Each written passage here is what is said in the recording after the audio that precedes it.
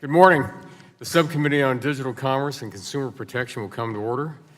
The chair now recognizes himself for 5 minutes for an opening statement. Good morning. Today we're here to get the facts to learn what happened at Equifax that led to the personal information of over 143 million Americans' information being stolen.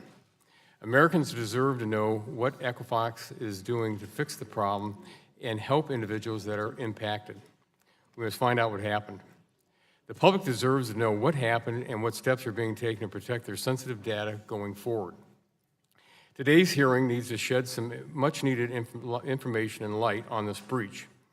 We have received assurances from Equifax that Mr. Smith can speak for the company on concrete remediation steps that the company took in the aftermath to secure its computer systems and to protect the affected U.S. customers, as well as what happened when he was chief executive.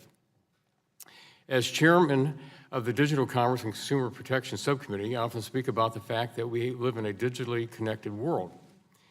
That fact of life can have many positive implications, far and wide-ranging, for commerce, trade, communications, and entertainment. The breach is a massive reminder of the bad actors that are out there and the security challenges confronting our digitally integrated and data-powered economy. In this case, sensitive personal information that is used to build credit histories and allow individuals to engage in commerce, open credit cards, buy cell phones and appliances, and secure mortgages has been compromised. Reasonable security measures must be implemented, practiced, and continually improved by companies that collect and store data in order to guard against unauthorized access to sensitive personal information. Otherwise, consumers will face substantial financial harm. This risk is deeply concerning to me, and I know that the other members of the subcommittee share this view. Priority number one, we must protect Americans and work to safeguard their personal information online. The recent Equifax data breach is unprecedented, and it is also unique because of the sensitivity of the information stolen, including full 9-digit Social Security numbers. Over 143 million Americans are potentially impacted. This represents approximately 44% of the total U.S. population. In my home state of Ohio, approximately 5.2 million customers are likely affected. Based on the information released by Equifax, we are informed that the massive amounts of personal and financial information was assessed from mid-May through July 2017, including names, birth dates, addresses, and in some cases, driver's license information.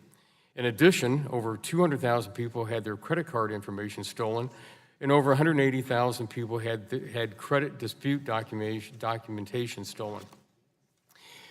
This is a staggering amount of sensitive personal information. It impacts an extraordinary number of credit-viable Americans that is in the hands of criminals that could result in fraud or identity theft.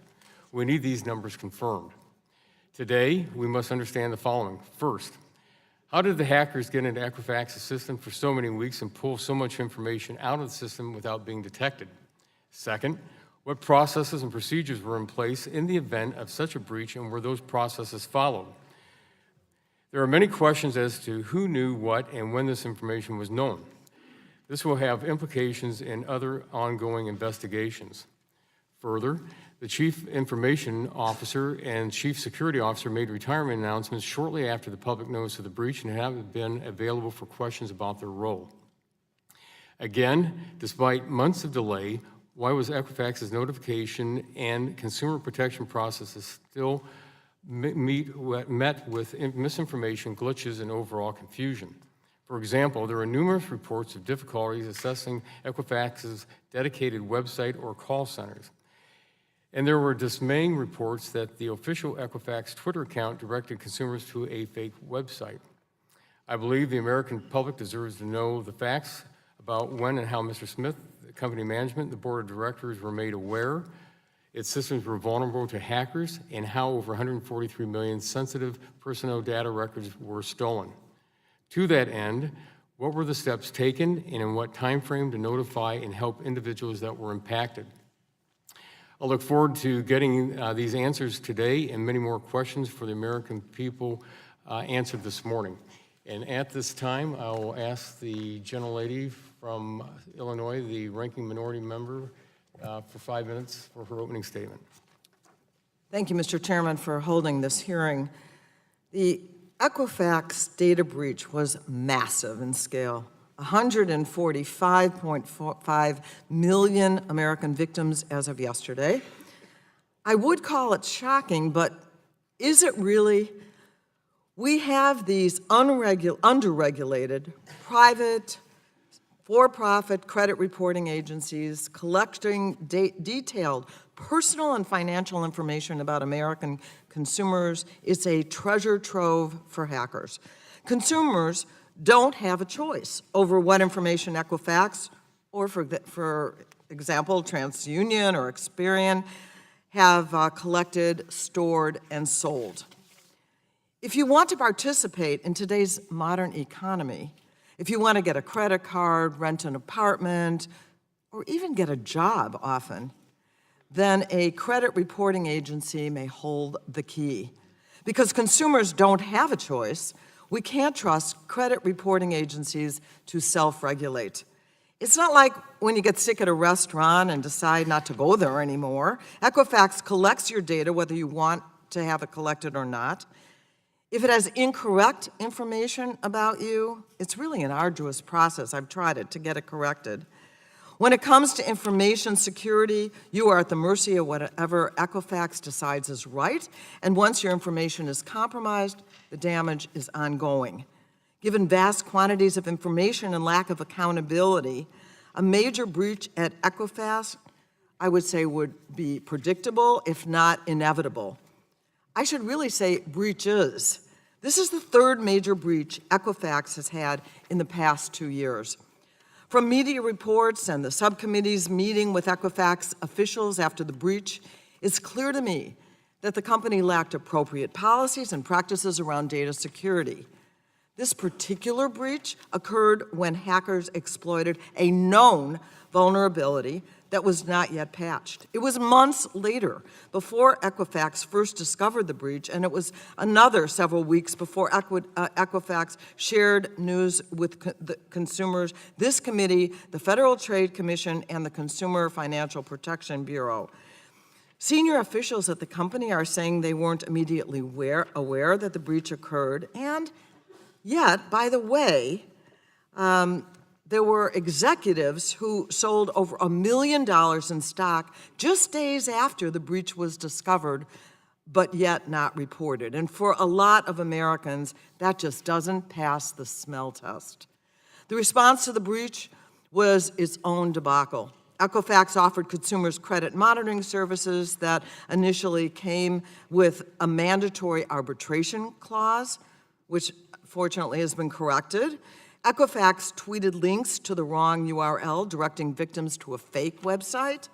The call center was understaffed. In the end, Equifax has had to apologize for its post-breach response, almost as much as it has apologized for the breach itself. Equifax deserves to be shamed in this hearing, but we should also ask what Congress has done or failed to do to stop data breaches from occurring, and what Equifax plans to do. The same day that Equifax breach went public, the House Financial Services Committee held a hearing on FCRA, Liability Harmony Act, a bill to protect credit reporting agencies like Equifax from class action suits. Imagine. In fact, Equifax was lobbying for this bill after the breach was discovered in July, still not reported, and the 14 Republicans sponsoring this bill should ask themselves whether this is really the industry they want to be in bed with. Companies like Equifax need more accountability, not less. I agree with the CFPB director, Richard Cordray, that the credit reporting agencies need embedded regulators to protect consumers' sensitive information. And then we need to go further. Last night, I reintroduced the Secure and Protect Americans Data Act, along with Ranking Member Pallone and 7 other members of the Energy and Commerce Committee, and our bill would establish 1, strong data security standards, 2, require prompt breach notification, which we didn't get, and 3, provide appropriate relief for breached victims. Chairman Latta, American consumers don't just need answers, they need action. I hope that our bill can be a starting point for discussion on strengthening protections for Americans' data. Consumers deserve a whole lot better than they got from Equifax. And I yield back. Thank you very much. The gentlelady yields back. The chair now recognizes the gentleman from Oregon, the chairman of the full committee, for 5 minutes. I thank the chairman. We're here to do today what it appears Equifax failed to do over the last several months, and that's put consumers first. Our job is to get answers for the more than 145 million Americans who have had their personal information compromised and now fear they could be victims of fraud at any time. How could a major U.S. company like Equifax, which holds the most sensitive and personal data on Americans, so let them down? It's like the guards at Fort Knox forgot to lock the doors and failed to notice the thieves were emptying the vaults. The American people deserve to know what went wrong. We want a clear timeline of events and to understand what to expect moving forward. As chairman of the Energy and Commerce Committee, I've always tried to put our consumers first at everything we do on public policy. So today we'll begin to get the answers for the public, hold Equifax accountable, and make clear that businesses holding America's most sensitive data have a responsibility under existing laws to protect those data. Today gives whole new meaning to Mr. Smith Goes to Washington. It's not a run on the bank that's at issue, it's a run on financial records of 145 million Americans. And the consequences and the inconveniences for our fellow citizens is every bit as important to discuss today as the reasons behind why this breach occurred in the first place. Mr. Smith, as former chairman and CEO of Equifax at the helm during and immediately after the breach, we appreciate your being here, and we expect your candor and full cooperation as we march toward getting the facts in this case. While there's no such thing as perfect security, companies do have a legal obligation to protect sensitive consumer data. This diligence is necessary to both comply with existing laws and, maybe more importantly, earn and keep the public's trust in a data-driven economy. Given the size of the breach and the sensitivity of the data, we expect to learn more about how Equifax failed to secure its systems and what contingency plans were in place. Further, we need to understand how information flowed through the organization and when you and other senior executives were notified about the breach. In other words, how important was cybersecurity to you as a CEO and to the rest of your executive team? Did your employees have a way to report to you if they had concerns about how the security team was functioning? While there are still many questions that need answers, a few details have emerged. First, the vulnerability that the hackers used to get into the Equifax system was discovered in early March. From the beginning, the vulnerability was described as critical and easily exploitable. That information was pushed out through multiple security information sharing channels, including by the U.S. Computer Emergency Readiness Team to Equifax's Chief Security Officer. For some period of time between March and August of 2017, the hackers were able to sit on Equifax's system and siphon out 145 million records without being detected. How did this go unnoticed? Further, is there a process in place to raise flags or alarms when massive amounts of data are pulled out of the Equifax system? Then there are questions about Equifax's response for consumers that we need answers to. Why was the consumer-facing website created on a separate domain from the main Equifax website? Did anyone raise concerns about creating more consumer confusion with a separate website? Are consumers able to sign up for the products offered by Equifax today? How many consumers have placed a fraud alert on their account or frozen their credit? And on top of all the other issues, multiple times Equifax tweeted the wrong URL, directing consumers to the wrong website to check if they were part of a breach. Talk about ham-handed responses, this is simply unacceptable.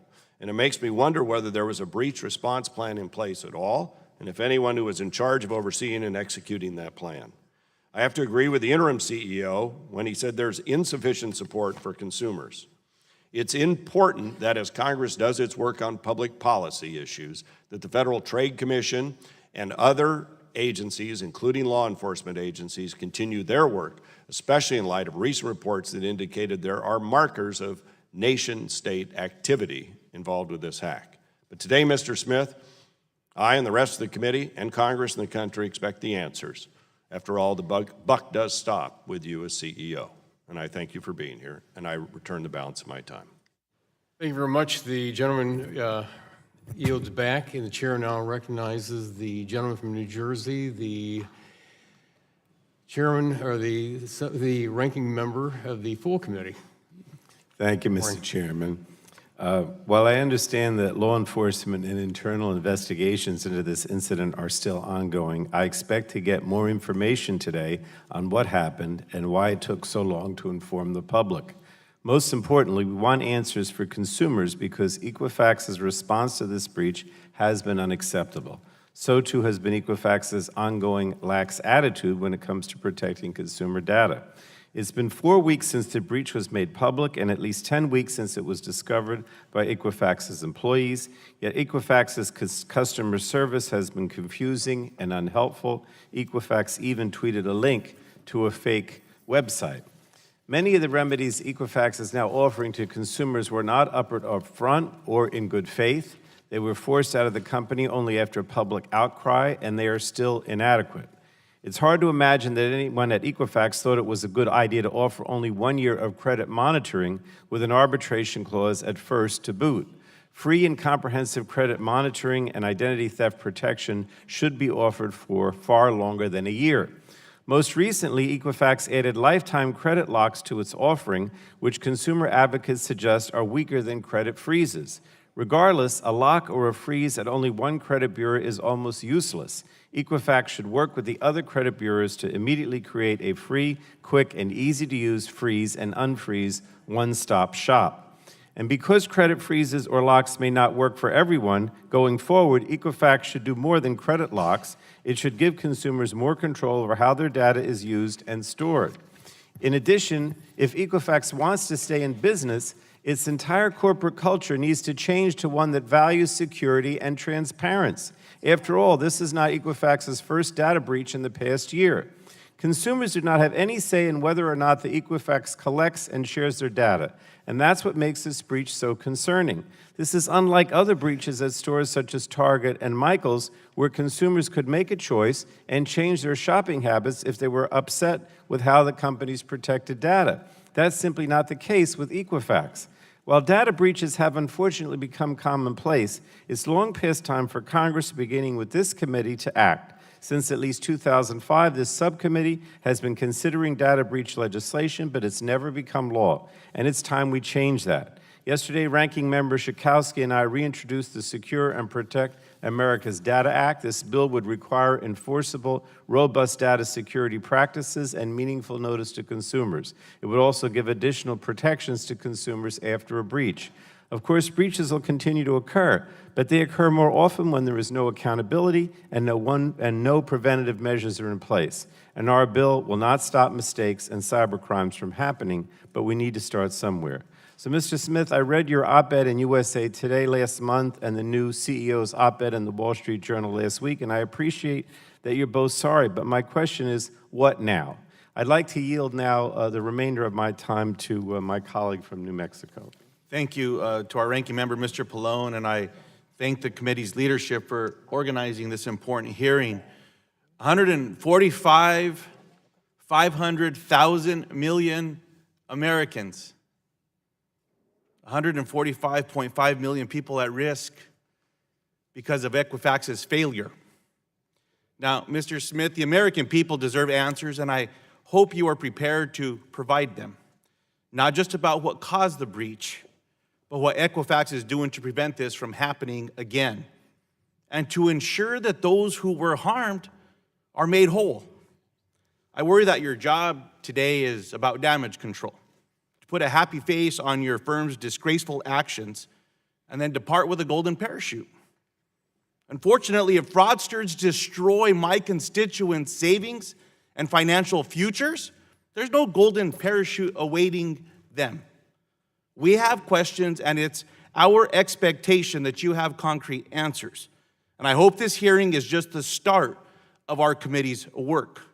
We need to work together to hammer out real solutions. I recently took a step in that direction by introducing the Free Credit Freeze Act to allow consumers to protect themselves by freezing and unfreezing their credit at no charge. It is unconscionable that Equifax failed so spectacularly to protect people's most sensitive personal data. It's even more reprehensible that the same company profits from the pain that they have caused. And I certainly hope that we can get some assurances from the committee's leadership that we will have a markup and a hearing on legislation to address this mess. And I hope that that assurance can be given before the holidays of 2017. I yield back the balance of my time. Thank you very much. The gentleman yields back, and this concludes our member opening statements. The chair would remind members that pursuant to the committee rules, all members' opening statements will be made part of the record. Today we have Mr. Richard Smith, the former chairman and CEO of Equifax, Inc., who is here to testify before the subcommittee. Mr. Smith will have the opportunity to give an opening statement, followed by a round of questions from our members. And Mr. Smith, you are recognized for 5 minutes. Thank you. Thank you. Chairman Walden, Ranking Member Pallone, Chairman Latta, Ranking Member Sikowski, and the honorable members of the subcommittee. It's an honor to be here before you today.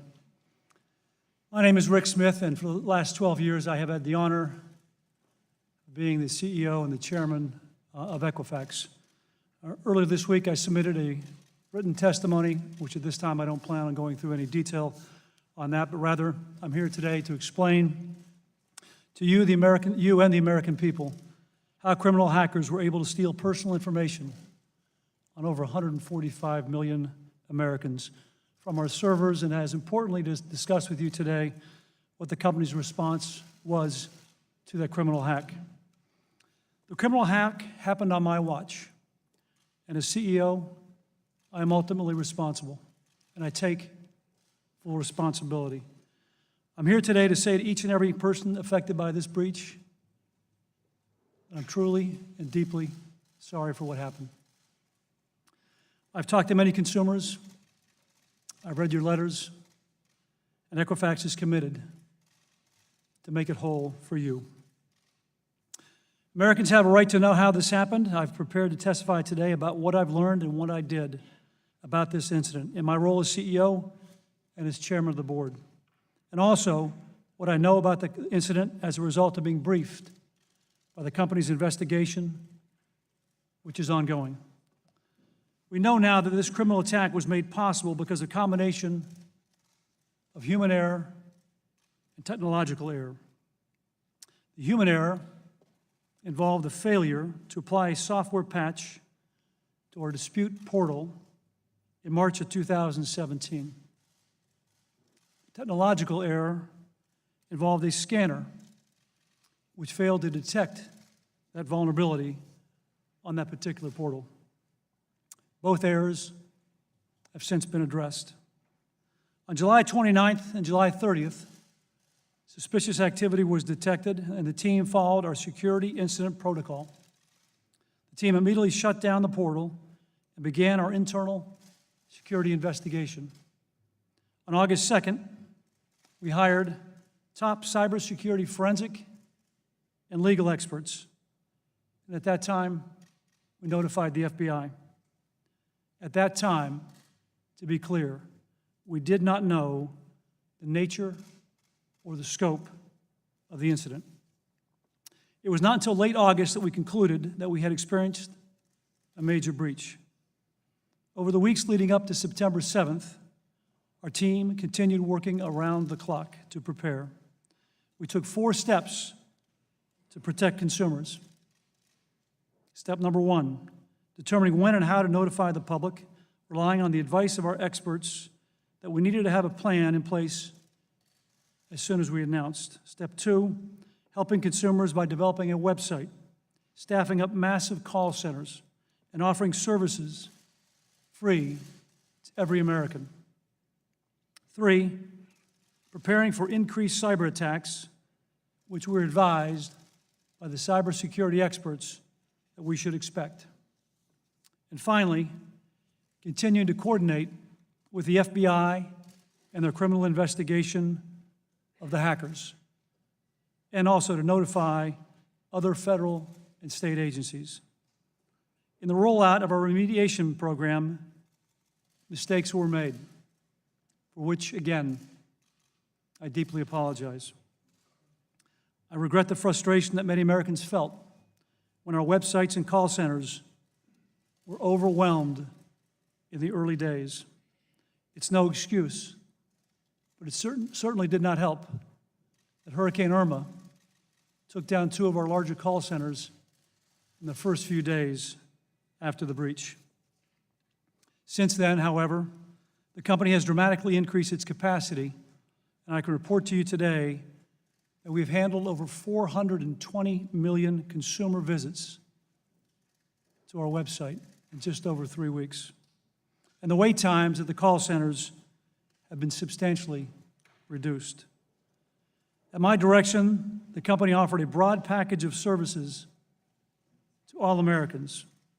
In addition, we developed a new service available on January 31st, 2018, that will give all consumers the power to control access to their credit data by allowing them to lock and unlock their credit files when they want. And they can do that for free, for life. Putting the power to control access to credit data in the hands of the American consumer is a step forward. I look forward to discussing this new tool with you during my testimony.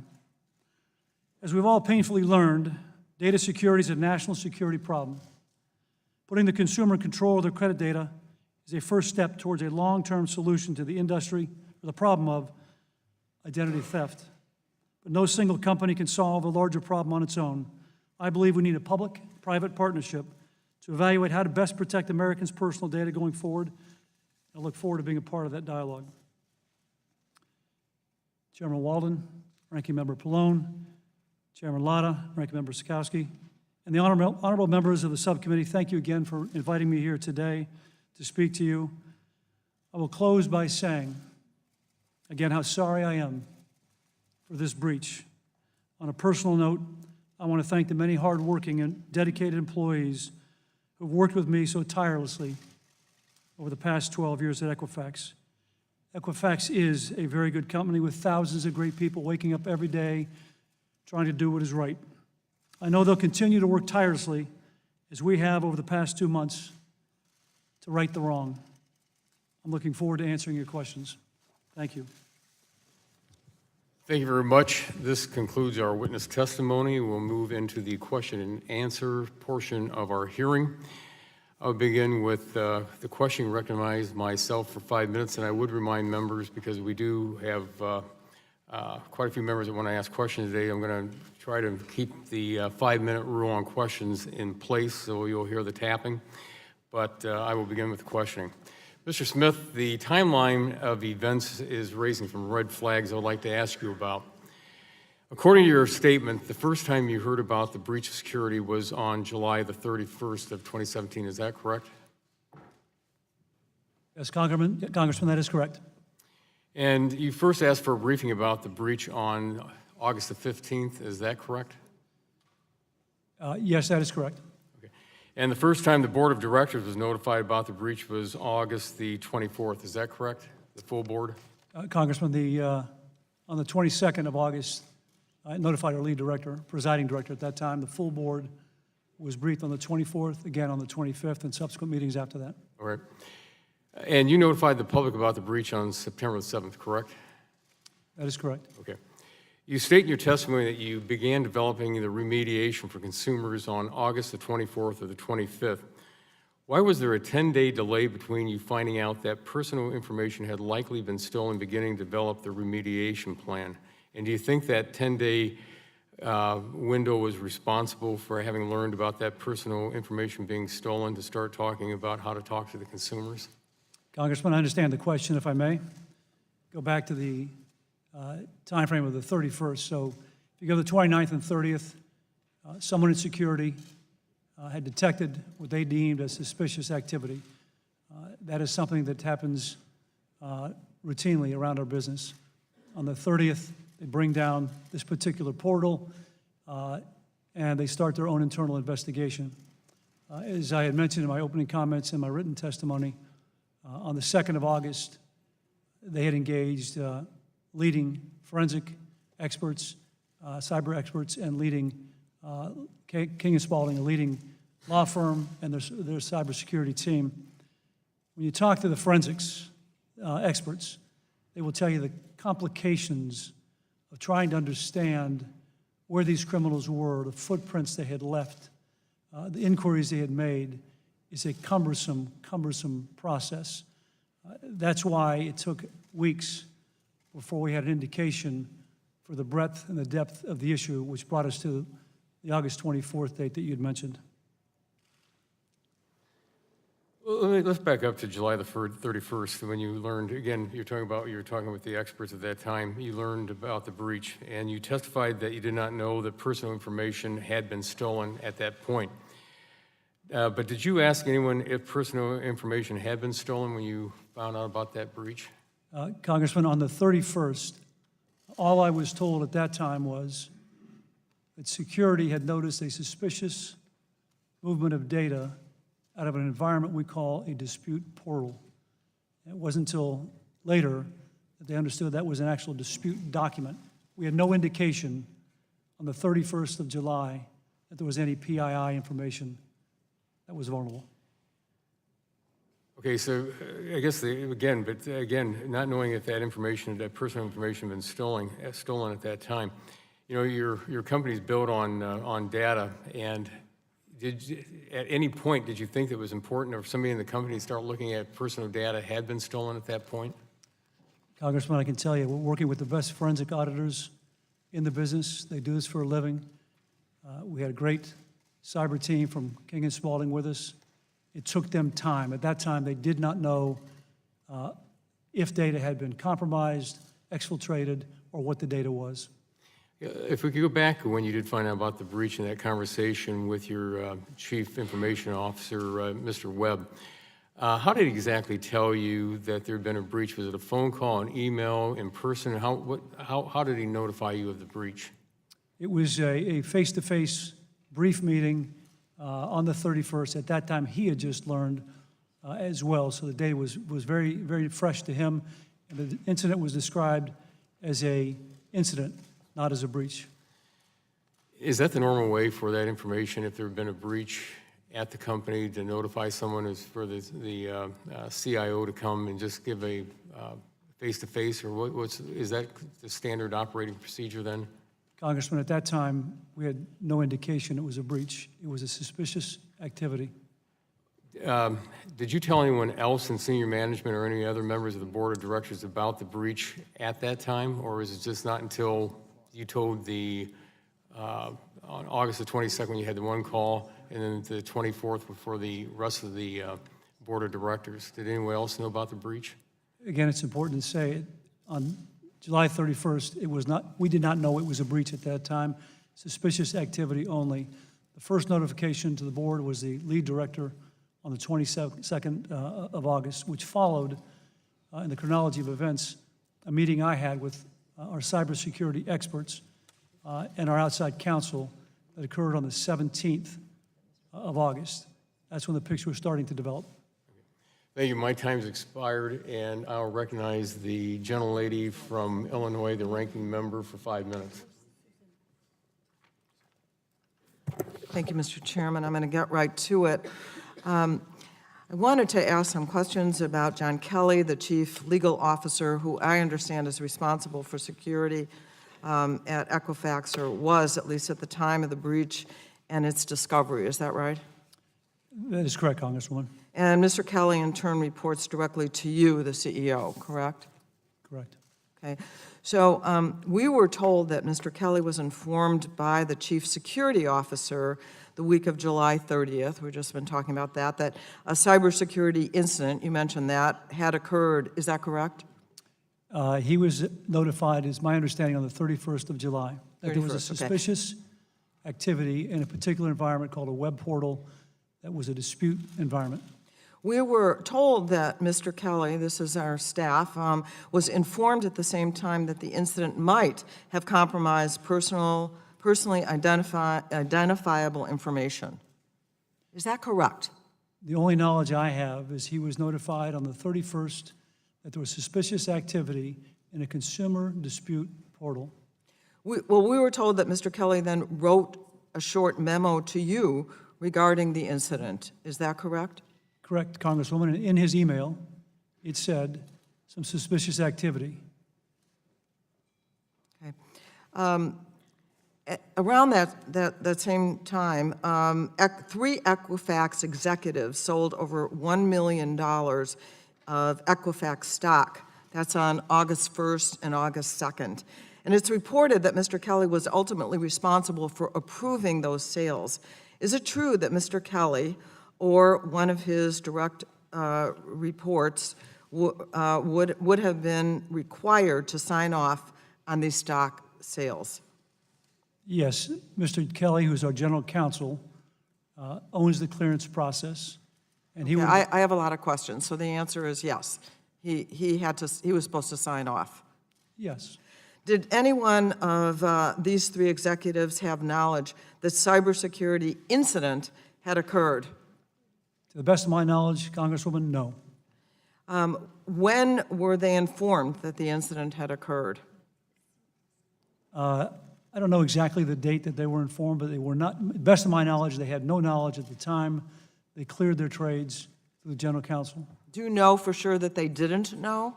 To the best of my knowledge, they did not know.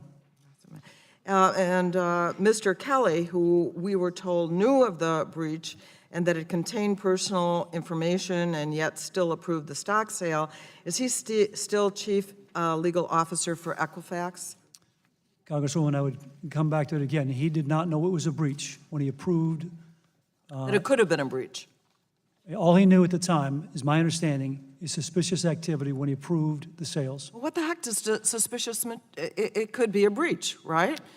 It was deemed suspicious activity. We had no indication that PII was in fact compromised at that time. We had no idea if data was exfiltrated at that time. So now I understand that you agreed to forego your 2017 bonus, which has been about $3 million for the past 2 years, correct? That is correct. But it's been reported that you will still retain $18 million in pension benefits from Equifax. Is that accurate? That is correct. Retiring, which is the category right now, although the company maintains the right to change that designation, also means you'll be free to sell your Equifax stock, which is worth about $24 million. Is that correct? Congresswoman, that calculation, it's hard to say. It's a complicated calculation. It depends on the total shareholder return of the company at the time the stocks vest. There's multiple variables. That may be an estimate. I've seen different estimates, but it's hard to say what that number is. You won't know till the end of the year. And that's in addition to Equifax stock you sold earlier in this year for $19 million. Is that correct? That sounds correct. And according to one report, you could be eligible for $22 million in performance-based compensation depending how Equifax stock performs in the next 3 years. Is that right? Let me be very clear, if I may, Congresswoman. When I announced my retirement and thought it was best for the company to move forward with a new leader, I agreed to step down at that time with no further compensation. I agreed I should not get a bonus. I agreed there would be no severance. I asked for nothing beyond what I'd already earned.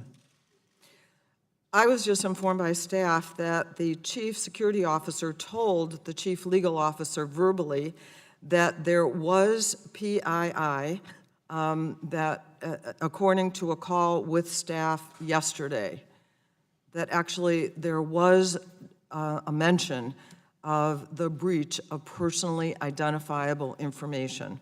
The CSO told us in a call yesterday, is what I just heard from staff. Congresswoman, I have no documentation, no insight, no knowledge that anyone in the company had informed me, or in that case, the chief security officer, or the chief general counsel, that there was a breach on July 31st. Is that what you said? Yes. No, we didn't say a date, I'm told, that our staff didn't say a date.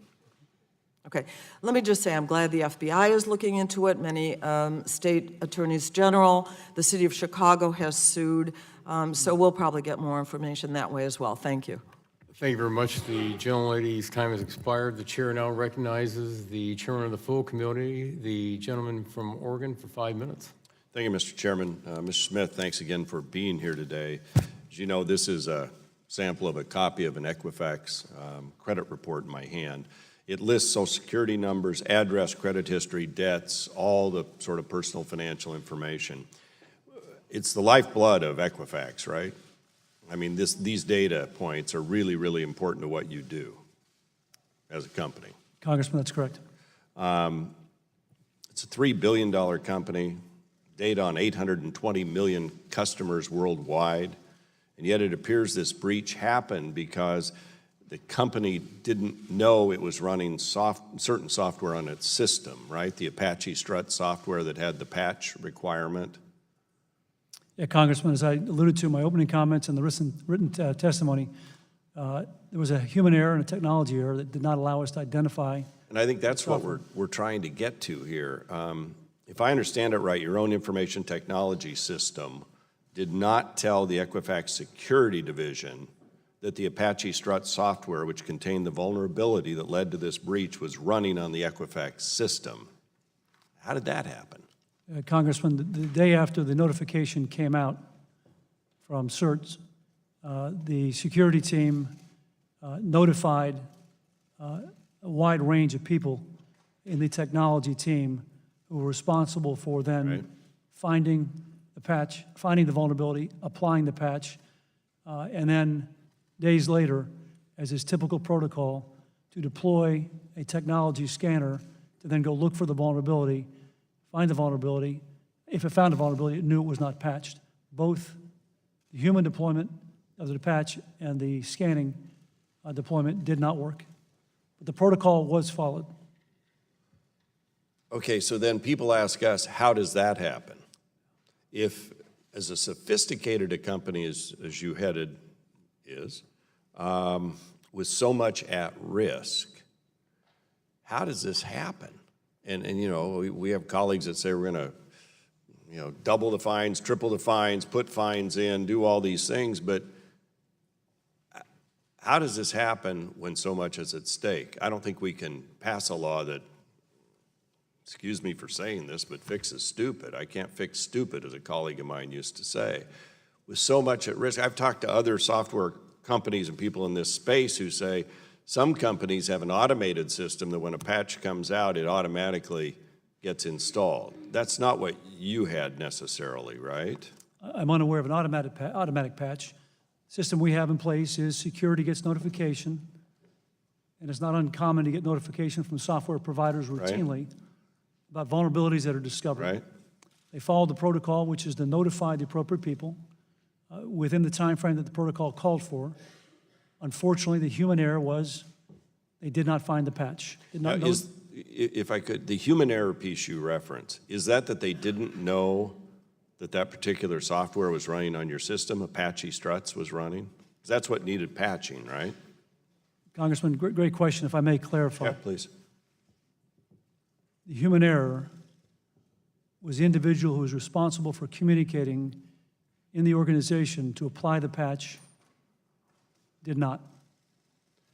So does that mean that that individual knew that the software was there and it needed to be patched and did not communicate that to the team that does the patching? Is that the heart of the issue here? That is my understanding, sir.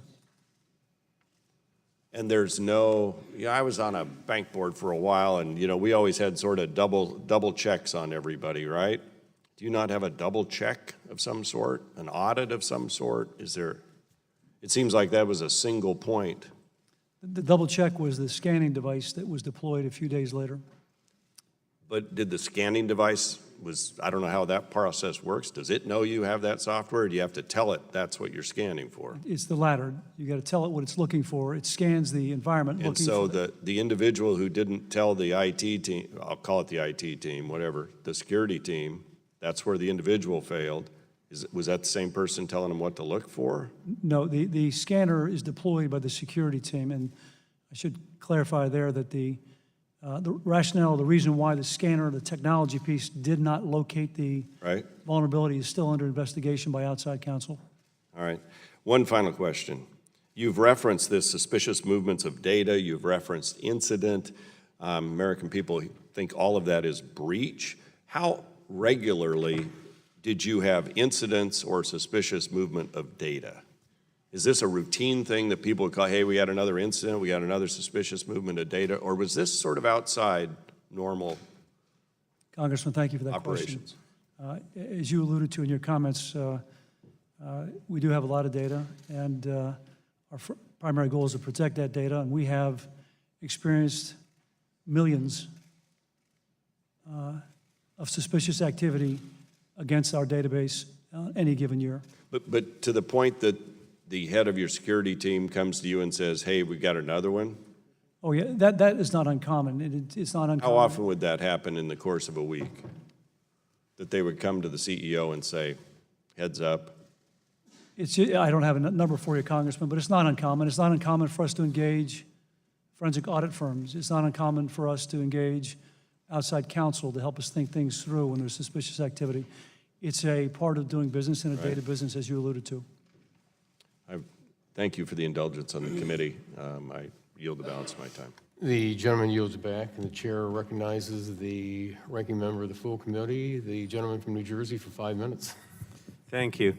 Mr. Smith, you testified that on August 11th, you were informed that hackers had stolen, quote, a large amount of consumers' personally identifiable information, unquote, in this incident. And on August 17th, I guess a week later, you said in a speech, and I quote, fraud is a huge opportunity for Equifax. It's a massive growing business for us, unquote. So I'm just looking for a number, Mr. Smith. At the time you gave that speech, roughly how many consumers did you believe had been compromised by the breach, if you could? Congressman, if I may clarify, I think you alluded to an August 11th date. August 11th initially, and then August 17th in the second speech. August 11th, I had no indication. I was not informed at that time. My notification was before the August 17th meeting. And you alluded to a speech. Well, on the 17th, you said in a speech, fraud is a huge opportunity for Equifax. It's a massive growing business for us. I'm just looking for a number. At the time, roughly how many consumers did you believe had been compromised by the breach? On August 17th, which is, I think, on and around the date you had talked about that I gave a speech, we did not know how much data was compromised, what data was compromised. That story was still developing. And that speech that you're alluding to is a very common speech we have in communities. I think this happened to be at a university that we talked to them. But at that time, when I gave that speech, I did not know the size, the scope of the breach. All right, during your tenure at Equifax, you expanded the company's business into packaging and selling other people's data. And in that August 17th speech, you explained that having free data with a gross margin of profit of about 90% is, and I quote, a pretty unique model. And I get that this unique model is a good deal for Equifax, but can you explain how it's a good deal for consumers? Thank you, Congressman. I think I understand the question. Our industry has been around for a number of years, as you know. In fact, Equifax is a 118-year-old company. We're part of a federally regulated ecosystem that enables consumers to get access to credit when they want access to credit, and hopefully at the best rates available to them at that time. So we're very vital to the flow of economy, not just in the U.S., but around the world. All right, now I want to turn to what Equifax is offering consumers in the wake of this breach, specifically the free credit lock service that is supposed to be introduced next year. We've been told that this free credit lock service could require consumers to consent to Equifax sharing or selling the information it collects from the service to third parties with whom the individual already has a business relationship for marketing or other purposes. Is that true? This product will be a web-enabled, mobile-enabled application that will allow a consumer, at the time he or she, if they decide they want access to credit, can simply toggle on, toggle off that application to give the bank, the credit card issuer, the auto lender, access to their credit file to approve their loan. Well, by agreeing to use the Equifax's lock service, will consumers also be opting into any additional marketing arrangements, either via Equifax or any of its partners? Congressman, we're trying to change the paradigm. And what I mean by that is this will be in an environment viewed as a service, a utility, not a product. There'll be no cross-selling, upselling, or any products available to the consumer. When they go to get and sign up for the lock product, it's a service to them, and that's the only product, service they'll be able to get.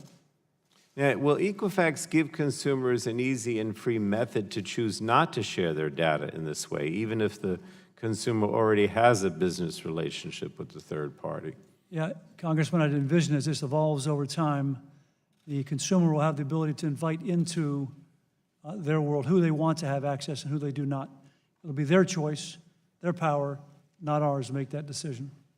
Now, last week, the interim CEO announced that by January 31st of 2018, Equifax would make locking and unlocking of a person's Equifax credit report free forever.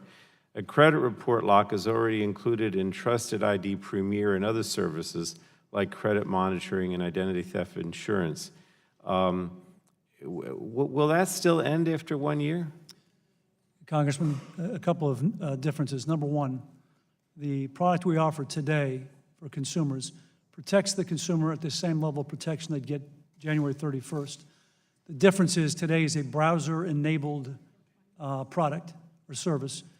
The 31st of January, it'll be a application, much simpler and easier for the consumer to use. The protection is largely the same. So they get this free service when they sign up through for 1 year. At the end of the 1 year, effective January 31st of 2018, it goes into the new lock product. I guess, the difference, other than not expiring, between the credit report lock that is part of Trusted ID Premier and the credit locking tool that will be available in January, why not just extend the freeze program?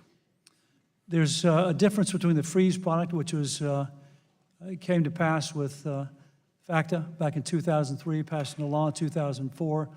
That is now governed by state laws in all states, and it's a cumbersome process for a consumer. In many cases, some states require you to mail in your request for a freeze, and then we must mail you a PIN. So your ability to get access to credit when you want credit is encumbered. A consumer could go to a car dealer or to a bank to get a credit card, forget his or her PIN on a freeze product, have to go back home, look for the PIN, mail the PIN in. So it's a cumbersome process. The lock product we're offering today is a big step forward. The lock product for the 31st of January is an even further step forward. Well, my time has run out, Mr. Chairman.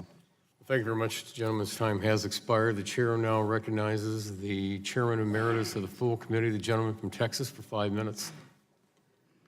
Thank you, Mr. Chairman, and since I'm not a member of this subcommittee, thank you for your courtesy in allowing me to ask questions. Mr.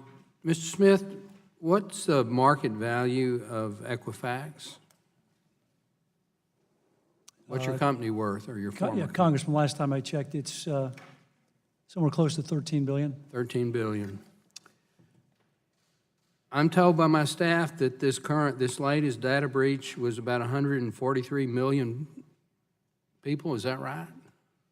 We were informed yesterday from the company that is typical in a forensic audit. There was some slight movement, and the number is adjusted. Press release came out from the company last night. It's 145.5. Well, okay. I appreciate your accuracy there, but under current law, you're basically required to alert each of those that their account has been hacked, but there's really no penalty unless there is some sort of a lawsuit filed and the Federal Trade Commission or a state attorney general files a class action lawsuit against your company. So you're really only notified, you're just required to notify everybody and say, so sorry, so sad.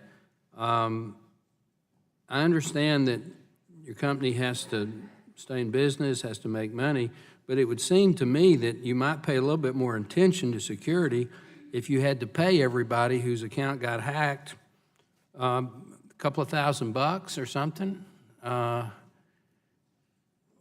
What would the industry reaction be to that if we passed a law that did that? Congressman, I understand your question. I think the path that we were on when I was there and the company's continued is the right path, and that's the path of allowing the consumers to control the power of who and when accesses the credit file going forward. Well, the consumer can't control the security of your system. That is true, sir, but And they can control your it. security people knew there was a problem, and according to staff briefings that I've been a part of, they didn't act in a very expeditious fashion until the system had already been hacked. And, I mean, you're to be commended for being here. I don't think we subpoenaed you. I think you appeared voluntarily, which shows a commendable amount of integrity on your part. But I'm tired of almost every month there's another security breach, and it's, okay, we have to alert you. I checked my file to see if I was one of the ones that got breached, and apparently I wasn't. I don't know how I escaped, but I didn't get breached. But my staff person did, and we looked at her reports last night, and the amount of information that's collected is way beyond what you need to determine if she's creditworthy for a consumer loan. Basically her entire adult history, going back 10 years, everywhere she's lived, her name, her date of birth, her social security number, her phone numbers, her addresses, her credit card, student loans, security clearance applications for federal employment, car insurance, even employment history of jobs that she worked when she was in high school. That's not needed to determine whether she's worthy of getting a $5,000 credit card loan or something. And now it's all out in the netherworld of whoever hacked it. You know, I can't speak for anybody but myself, but I think it's time at the federal level to put some teeth into this and some sort of a per account payment. And again, I don't want to drive credit bureaus out of business and all of that, but we could have this hearing every year from now on if we don't do something to change the current system. So I would hope that you'd go back to your peers and work with the committee chairman and the subcommittee chairman and ranking member, and let's figure out something to do that actually gives an incentive to the industry to protect ourselves. And the only way I know to do it is to some fine per account hacked that's large enough that even a company that's worth $13 billion would rather protect their data and probably not collect as much data than just come up here and have to appear and say we're sorry. With that, Mr. Chairman, thank you for your courtesy, and I yield back. The gentleman yields back, and the chair now recognizes the gentleman from New Mexico for 5 minutes. Thank you, Mr. Chairman. Mr. Smith, there is a difference between a locked product and a freeze, correct? Those are two different things? Congressman, there's a process that's a little different, but as far as the consumer and the protection that he or she would get from doing one versus the other is virtually, if not exactly the same. Well, virtually, almost exactly is not the same. It's the same. Are they different? It's the same. So your locked product is the same as a freeze? As far as the protection, We'll get into that later. I appreciate that clarification. Will Equifax be willing to pay for this freeze at Experian and TransUnion for consumers whose information was stolen? you're referring to the freeze or the lock? You said they're the same, so Yeah, right now we offer a free lock product, as you know, for 1 year, and then a free lifetime lock product for life starting January 31st, 2018. and that also extends to Experian and TransUnion? No, sir, it does not. Let me repeat the question. Will Equifax be willing to pay for that freeze, for that lock, at Experian and TransUnion for consumers whose information was stolen through Equifax? Congressman, the company's come out with what they feel is a comprehensive 5 different services today and a lifetime lock. I would encourage, to be clear, I would encourage TransUnion and Experian to do the same. It's time we change the paradigm, give the power back to the consumer to control who accesses his or her credit data. It's the Okay, right I'm thing down to to do. limited time, Mr. Smith. I apologize. I'll take that as a no, that Equifax will not pay for Experian and TransUnion consumers. Do you think consumers should have to pay a penalty for your mistake, including potential identity theft, false credit accounts, fraudulent tax returns, or medical identity theft? Or do you commit to compensating any consumers who suffer harm as a consequence of your breach? We take this seriously. I've apologized. I apologize again to the American consumer. We've offered a comprehensive set of products for free. Mr. Smith, will those comprehensive sets of products make consumers whole? It will protect them going forward. Will they make them whole? Yes or no? It's hard for me to tell if someone's been harmed, so I can't answer the question.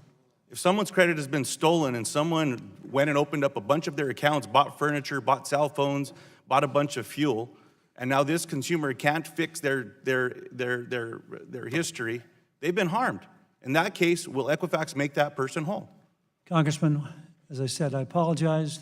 We've offered them a comprehensive set of products. Thank you very much, sir. So I want to go back to the line of questioning earlier from Mr. Pallone. On August 11th, in your prepared testimony, it says that you were aware of a large amount of consumer PII. On August 15th, it says in your prepared testimony, PII had been stolen, it appeared likely, and that you requested a detailed briefing to determine how much the company should proceed. On August 17th, it says I held a senior leadership meeting to receive the detailed briefing on the investigation. You gave a speech also on the 17th about profiting off of fraud with these new markets. You shared with Mr. Pallone that you were not aware of PII being stolen. What is it? Congressman, on the 17th, I had a full debrief from Mandiant, our forensic auditors, from outside counsel, and my team. I was aware on the 15th that there's been some PII compromise. How much, the scope? I appreciate that clarification. You were aware it was stolen, you just were not aware how much. I was not aware it was stolen. I was aware there was. It says in your prepared testimony that you were aware that you asked for a detailed briefing to determine how the company should proceed. So you were aware that PII was stolen on the 15th. Is that true or not true? At that time, 17th was the detailed review of when I learned about PII. And even at that time, which PII? Was it stolen? Was it not stolen? Those details came to life, Congressman, over the course of August. Mr. Smith, on August 15th, were you aware that there was PII that was stolen or not? On August 15th, Regardless of the amount, were you aware of that? on August 15th, I was made aware that hackers, criminal hackers, had gotten into our system and had some PII information. Well, we can revert to your prepared testimony. The other question that I have that Ms. Schakowsky was asking on is Chief Legal Officer John Kelly still employed by you or by Equifax? Yes, he is. And you were the CEO at the time that approved the terms of the retirement for David Webb and Susan Maldine. Is their classification as retired permanent, or could it potentially change to fired for cause like yours? There's an investigation going on by the board at this time. And Mr. Chairman, I know that my time has collapsed here, if you will, but there's an article in WGN TV that talks about Equifax doing their own investigation into the 3 executives that sold their stock and profited. And I guess they must have a pretty good investigative team there, because between the press release that happened on Friday or whatever it came out, and then a story on Sunday, and today we have a revelation that those folks didn't know that this breach took place. I just hope we get to the bottom of this. And again, Mr. Chairman, I hope that we can be given assurance to the committee and to the American people that this committee will have a markup and a hearing with bills that we can take to the floor before the holidays to give the American people, consumers, confidence again, because this is a mess. Thank you, Mr. Chairman. Thank you very much. The gentleman's time has expired. The chair now recognizes the gentleman from Mississippi, the vice chairman of the subcommittee, for 5 minutes. Thank you, Mr. Chairman. Mr. Smith, thank you for being here to testify today. In your written testimony in response to some of the chairman's questions, you stated that you were informed of suspicious activity on July the 31st by your chief information officer, and went on to discuss that. And you said, "I certainly did not know that personal identifying information, PII, had been stolen or have any indication of the scope of the attack." Did you ask him if there had been any personal identifying information that had been obtained? Congressman, at that time I was informed it was a dispute portal document. Dispute portal document is something that typically houses if a consumer is disputing with us that they've paid off a utility bill, he or she may take a picture of the utility bill. So at Mr. that time, Smith. that was the conversation. Not to interrupt, but my question was, did you ask if any PII had been accessed? No, I did not. Were you made aware at that point of the Apache Strut patch? No, sir, I was not. Had you had any meetings with your chief information officer or your security department about any of this issue prior to July 31st? No, Congressman, I did not. Had you had any meetings with them about any other security information during that time from March until July 31st? Oh, yes, we would have routine meetings, security reviews, IT reviews. How often do you have those? Common due process would be at least quarterly. And why did you not have this discussion come up? And did you have, obviously that's more than a quarter, so how many meetings did you have between that time of March the 8th until July the 31st with your security team? Make sure I understand your question. Why didn't? No, how Apache- many meetings did you have during that time from March the 8th until July the 31st? I don't have that information with me. If that's important, we can get that. Well, how many do you remember? Do you remember any of those? So normally we'd have IT reviews at least quarterly and security reviews at least quarterly. And then you'd augment that on an as-needed basis. Well, with those meetings and those timelines of March the 8th until July 31st, we are covering into 3 quarters, not a total of 9 months, but you touch into 3 quarters of that year. And at any point in any of that, did you have any information about this going on? No, sir, I did not. All right, in your testimony, you indicate that the security department ran scans in March for the vulnerability but failed to identify it. Can you explain how this is possible, and why was there never any confirmation of anybody coming back and checking to see, okay, we have this identified information, there was a failure at someone on the team to identify this, that it was being used, that the software was even being used. Was there no one coming in to verify that? Did you have any outside person prior to the ones that you hired to look at this? Congressman, we get notifications routinely, the IT team, the security team do, to apply applications. This individual, as I mentioned earlier, did not communicate to the right level to apply the patch. The follow-up was, as you mentioned. You said this individual? Mm-hmm. So you had one person responsible for this? There's an owner of the patch process. There's a communication that comes out from security. It's a broad-based communication. Once they receive notification from a software company, or in this case, DHS, they notify appropriate people. Then an individual who owns the patch process cascades that communication. For everyone that's on your Equifax team, is there anything more important than protecting the PII of the consumers? No, sir. Would we identify that as the number one responsibility of the company and everybody in your company? We have for years, sir, yes. Okay. So it just appears, obviously, the job wasn't done. And so we know that, and we're trying to look at this. And I know, too, there was an Equifax spokeswoman who said, we've taken short-term remediation steps and continue to implement and accelerate long-term security improvements as part of ongoing actions to help prevent this type of incident from happening again. So we have 145.5 million people whose PII has been compromised. How many files do you have in the system? Worldwide? Yes, sir. I think someone mentioned earlier, there's a public number out there of over 800 and some odd million consumers and 100 million companies, roughly. And we know this breach includes some from Canada, some from the UK. Would that be fair to say even at this point? Congressman, a point of clarification there was some data that we had on, I think it's 7,000 Canadians in the U.S. So the data was in the U.S., same environment. We had some data on UK citizens also in the U.S. That piece is still under investigation. You know, my home state of Mississippi has 3 million people. 3 million people. Almost 1.4 million files have been breached in my state. That's, if you take away people that are minors who don't have a file yet, almost my entire state's going to be impacted. So this is a travesty. It's something that was preventable, we know. And so saying that we want to protect what goes forward doesn't bring us a lot of comfort today. Thank you, and I yield back. The gentleman yields back. The chair now recognizes the gentleman from California for 5 minutes. Thank you very much. I thought I prepared for this committee, but I have more chicken scratch notes. I don't even know where to start. Mr. Smith, welcome to Washington.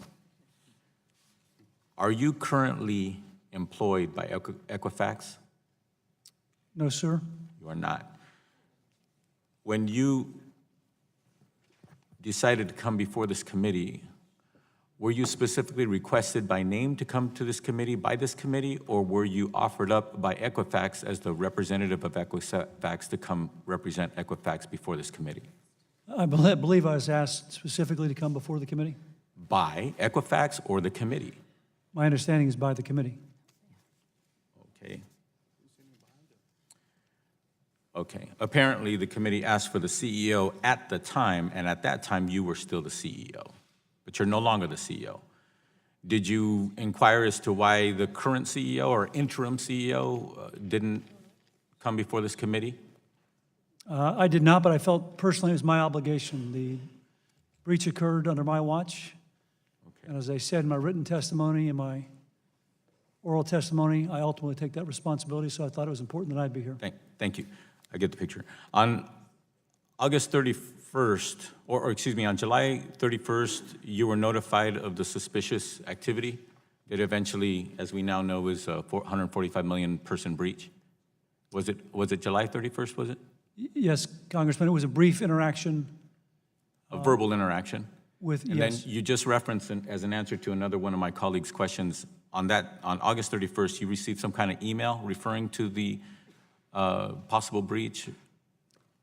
A point of clarification, I was notified on the 31st of July Okay. by the Chief Information Officer, Dave Webb, in a very brief interaction, that this portal seemed to have a suspicious incident. There was a communication trail internally between others that also referenced that I was aware of this incident through my interaction with Dave Webb. So that written trail was not directed to you. You were just mentioned in that trail that you had been verbally notified. That's my recollection. Okay. Mr. Chairman, is it appropriate for this committee to ask for that trail of documents?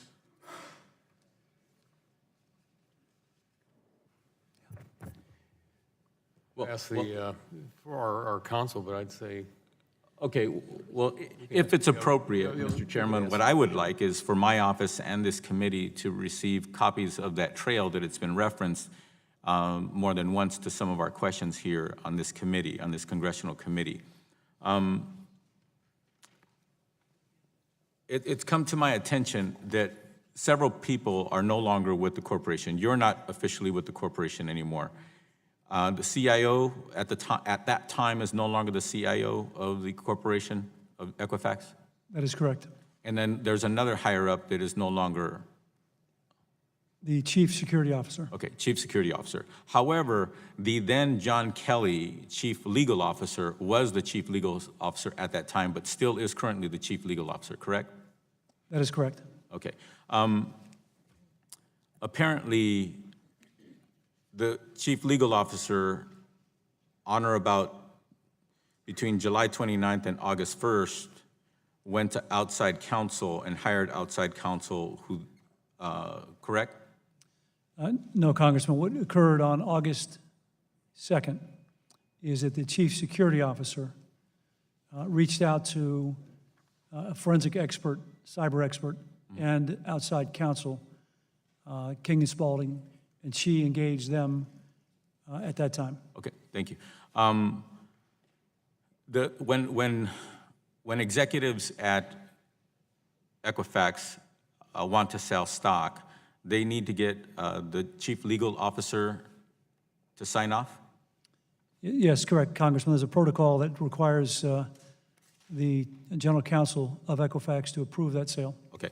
And John Gamble, Joseph Longren, Rodolfo Plotter, they're all high-ups with Equifax. They apparently sold stock on or about August 1st or 2nd in the amount of approximately 1.8 million, give or take. So they had to get an okay from John Kelly before they did that, correct? That is correct, sir. Okay. And apparently they did get the okay? Yes, that's my understanding. Okay. And you were the CEO at the time that they sold that stock? And I have no step in that. I get it. Yes, I I'm was. referring to John, but you were the CEO at the time. Thank you, Mr. Chairman. Just a little bit of latitude on my time, just a little bit, please. What I would like to request of you, Mr. Chairman, and also the ranking member, Schakowsky, that we ask for a specific hearing of this committee where we get John Kelly, Chief Legal Officer, who was then the Chief Legal Officer of Equifax, who is currently still the Chief Legal Officer. Hopefully, when and if we get him here, he will still have that title. I'm a bit disturbed that we are Congress holding a hearing and that Equifax has before us someone who no longer works for them. Thank you very much, Mr. Chairman. I hope that we can ask for that hearing where we have John Kelly, the Chief Legal Officer, before us. Thank you very much. The gentleman's time has expired, and the chair now recognizes the former chair of the full committee, the gentleman from Michigan, for 5 minutes. Well, thank you, Mr. Chairman. Smith, every family watches over their financial data with great concern. It impacts their daily life, whether it's going to get a mortgage, a loan, car. They have to have that credit score that gets in, often even a job. So they view that data as it relates to them as very, very private, and they want it to be secure.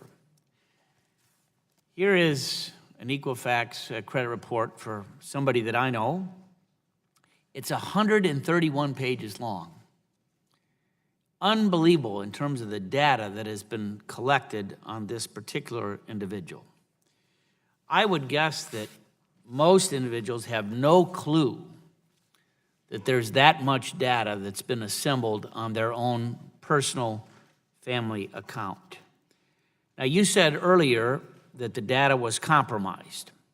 So a question that I have to ask is, does that word compromise include the word or the term manipulated?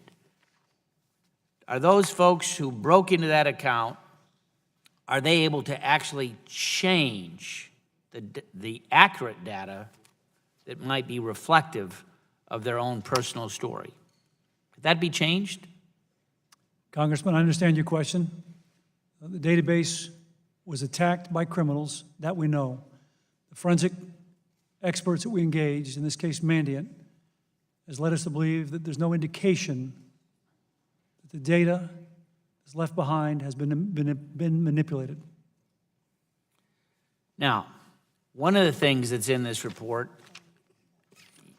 any credit report, is you verify the income of that individual to make sure that it's accurate.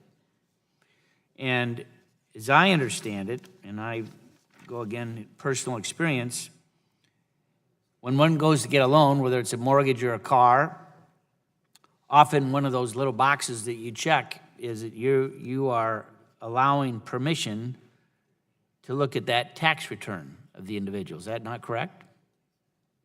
Regardless of, I have a self-employed income, regardless of automated underwriting findings, when self-employed income is used to qualify, the following documentation is required. Most recent 2 years of their individual federal tax returns with all schedules in W-2s and K-1s. Most recent 2 years business returns, IRS forms 1120, 1120S, 1065s, in which the borrower has ownership interest at 25% or more, and a complete and signed IRS form 4506T is required for every borrower on the loan application. Tax transcripts validated from the IRS are required for each year documented in the loan file. So the question is, if that is collected, is a bad actor actually able to use the personal information stolen from this report to then perhaps file a false tax return come the first of the year? Congressman, I think I understand your question. A couple points of clarification. The credit report does not contain employment and income information. There are many lenders who will ask you as a consumer when going to get a loan to validate your income. And there are many means, as you alluded to in your readings there, as to how you might do that. But the credit report does not contain employment and income data. Number two, the unfortunate criminal hack that we referred to this morning, written testimony and press release over the past month or so, it was clear to say it did not include that credit report information that you just picked up there. It was limited to, nonetheless, a large number, but limited to an environment we call a consumer dispute portal, not the credit file itself. Last question I have is, how did you know? I mean, we've had a lot of hearings, a number of them classified. Breaches made into Department of Energy, utilities, a whole number of different major players where hackers are coming in, trying to break and penetrate daily. What tripped these guys up? What was the, how did you identify that, in fact, a breach had been made? What was their mistake? Congressman, there's a piece of technology called a decryptor, and there was a decryptor that allowed us to see some of the data, and once we saw the data, that's what the start of the conversation earlier in the testimony here. That's when we saw the suspicious data, and we were able to shut off the portal at the end of July. Yield back, my time's expired. Thank you very much. The gentleman yields back, and the chair now recognizes the gentlelady from Michigan for 5 minutes. Thank you, Mr. Chairman. Mr. Smith, I first want to say we appreciate your coming and testifying today. We spent a lot of time talking today about the what, the when, the where, and the whys of this breach, and I agree with all of my colleagues that we need to be expressing extreme displeasure.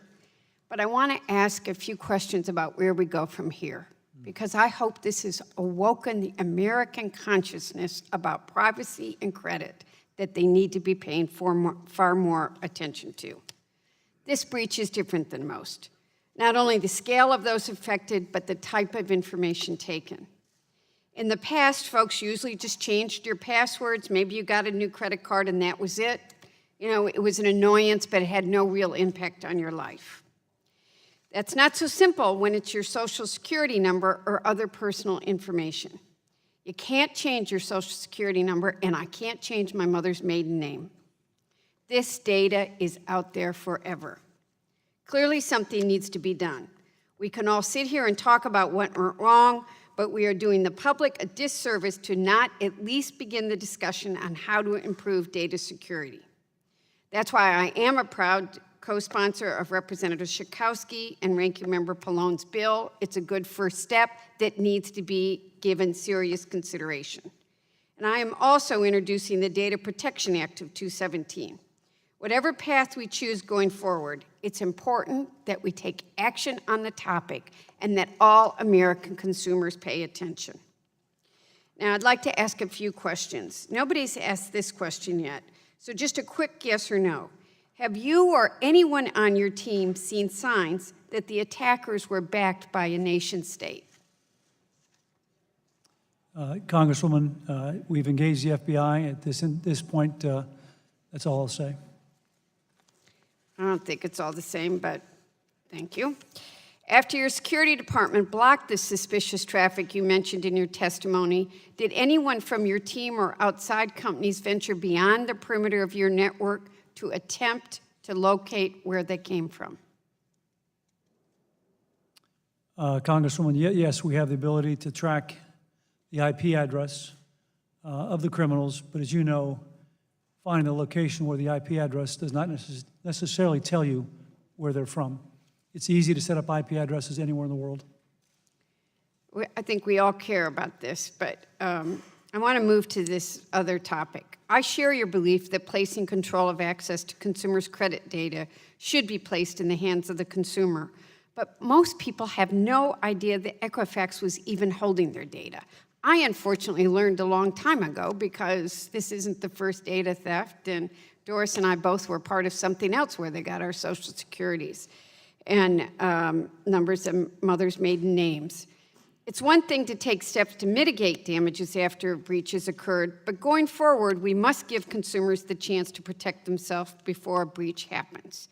Do you believe that consumers can take reasonable steps to secure their identity and information if they don't even know who has it? Congresswoman, I think we can help. I think we can help by the announcement of this offering to all Americans the ability to lock and unlock your credit file for life for free. There needs to be a greater awareness. I understand your point clearly. And I think by making this available to all Americans is one step in doing that. So I was just actually even educating my colleagues up here about Credit Karma, and they were stunned by how easy it was with 2 little factoids to suddenly unleash the amount of money they had in every one of the credit card companies, what any data inquiries have been, and all of the different factors. I have a couple, and I think most people don't understand that it's not just you, but Experian and TransUnion who are also collecting this data.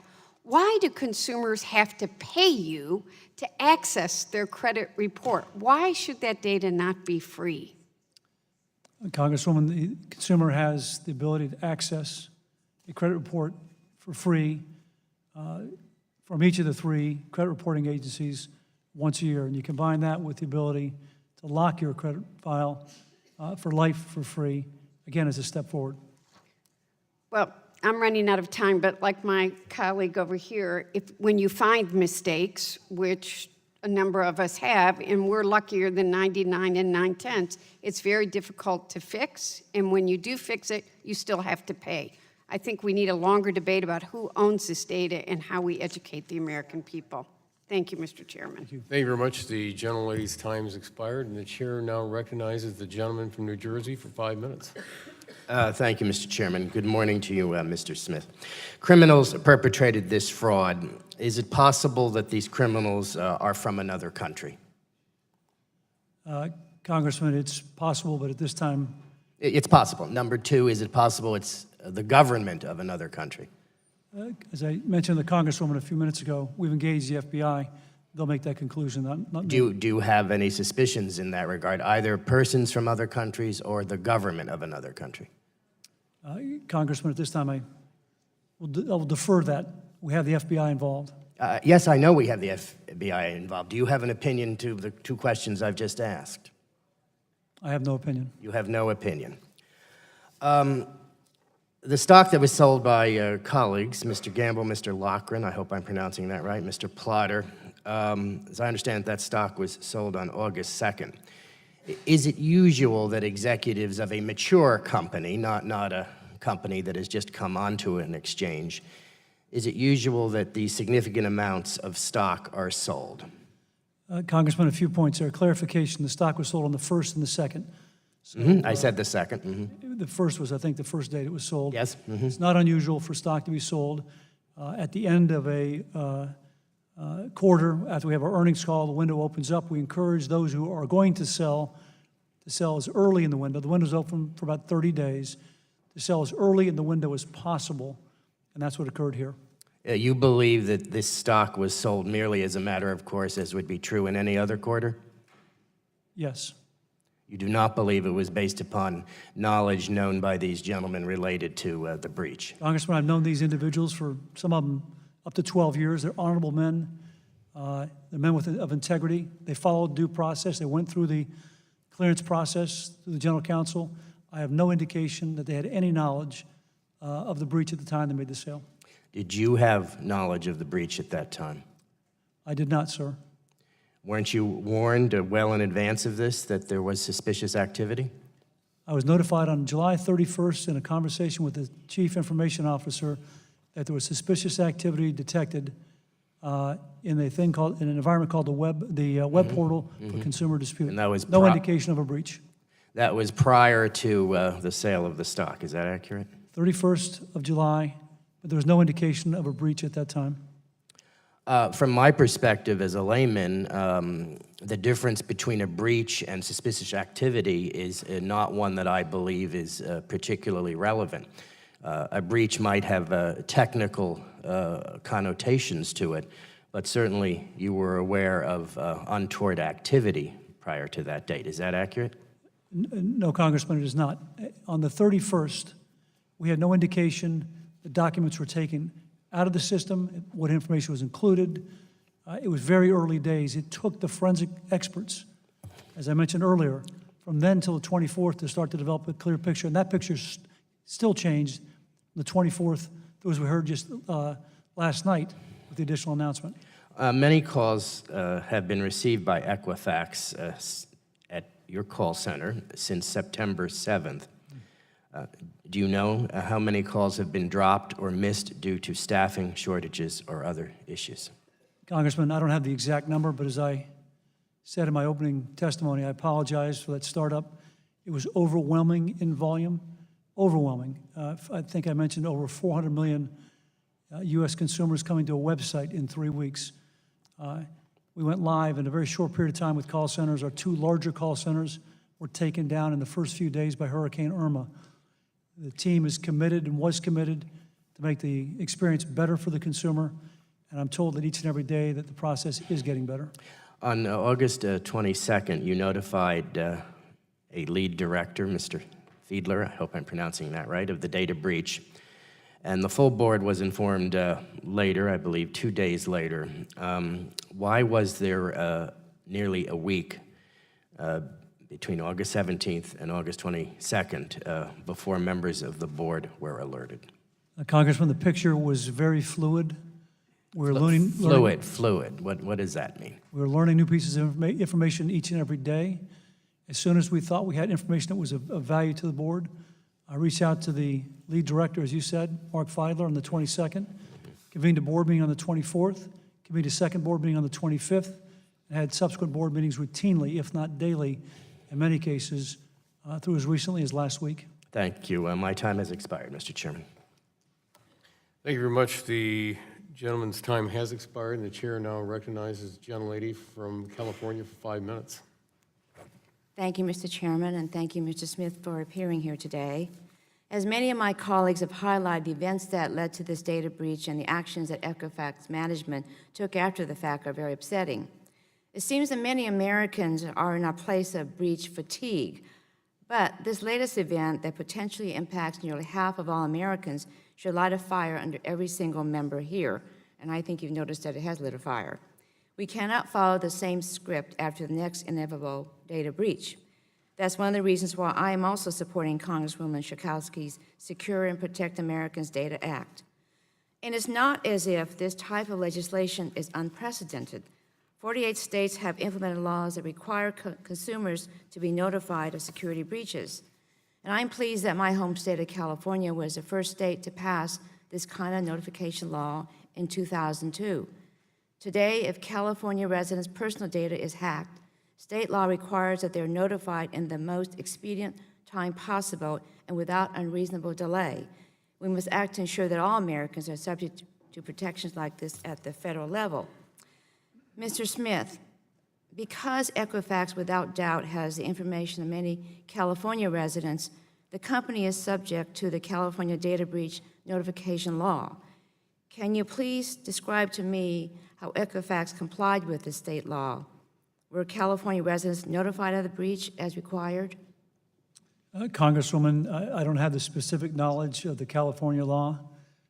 I can tell you, though, that we worked as a team, including with our counsel, to help us ensure we're doing what was right for the consumer in as most expedient manner as possible. So we're aware of the requirements of the different state laws. I just don't have the specific knowledge as it relates to the state of California. So you also don't know, because the law also requires Equifax to submit a copy of the breach notification to the California Attorney General. You don't know whether this was done? Congresswoman, I do not, but we can have our team follow up with your staff if that would be helpful. Okay. In the context of this breach, if data that you hold is about me, do I own it? Do I own my data? Could you please repeat the question? In the context of this breach, if the data that you hold is about me, do I own it? Congresswoman, we are part of a federally regulated ecosystem that's been around for a long time, and it's there to help consumers get access with their consent to credit when they want access to credit. Well, can you explain what makes data about me mine compared to what make it someone else's? The intent, if you will, of the solution we have recommended we implement and are going live with in January of 2018 is in fact to give you as the consumer, through this lock product for life, for free, the ability to control who accesses your personal information and who does not. So at that point in time, you believe that I can say I own my data. Is that right? You'll have the ability to control who accesses and when they access your data. Okay, could I ask you some further questions following along to what others have asked about credit locks and credit freezes? Now, limiting access to credit even for a short amount of time can have real financial consequences, especially for low-income populations. How quickly will a file be able to be locked and unlocked, and how will you ensure that speed? Congresswoman, thank you for that question. That is a great advantage of the product that we're offering for free versus the freeze, which again came about in 2004 out of regulation. And their states dictate how quickly you can get access to freezing and unfreezing your file, and oftentimes that can take days, if not weeks, because we're mailing data back and forth to the consumer. In this case, the intent is in January of 2018, on your iPhone, you can freeze and unfreeze your file instantly at the point you want it locked and unlocked.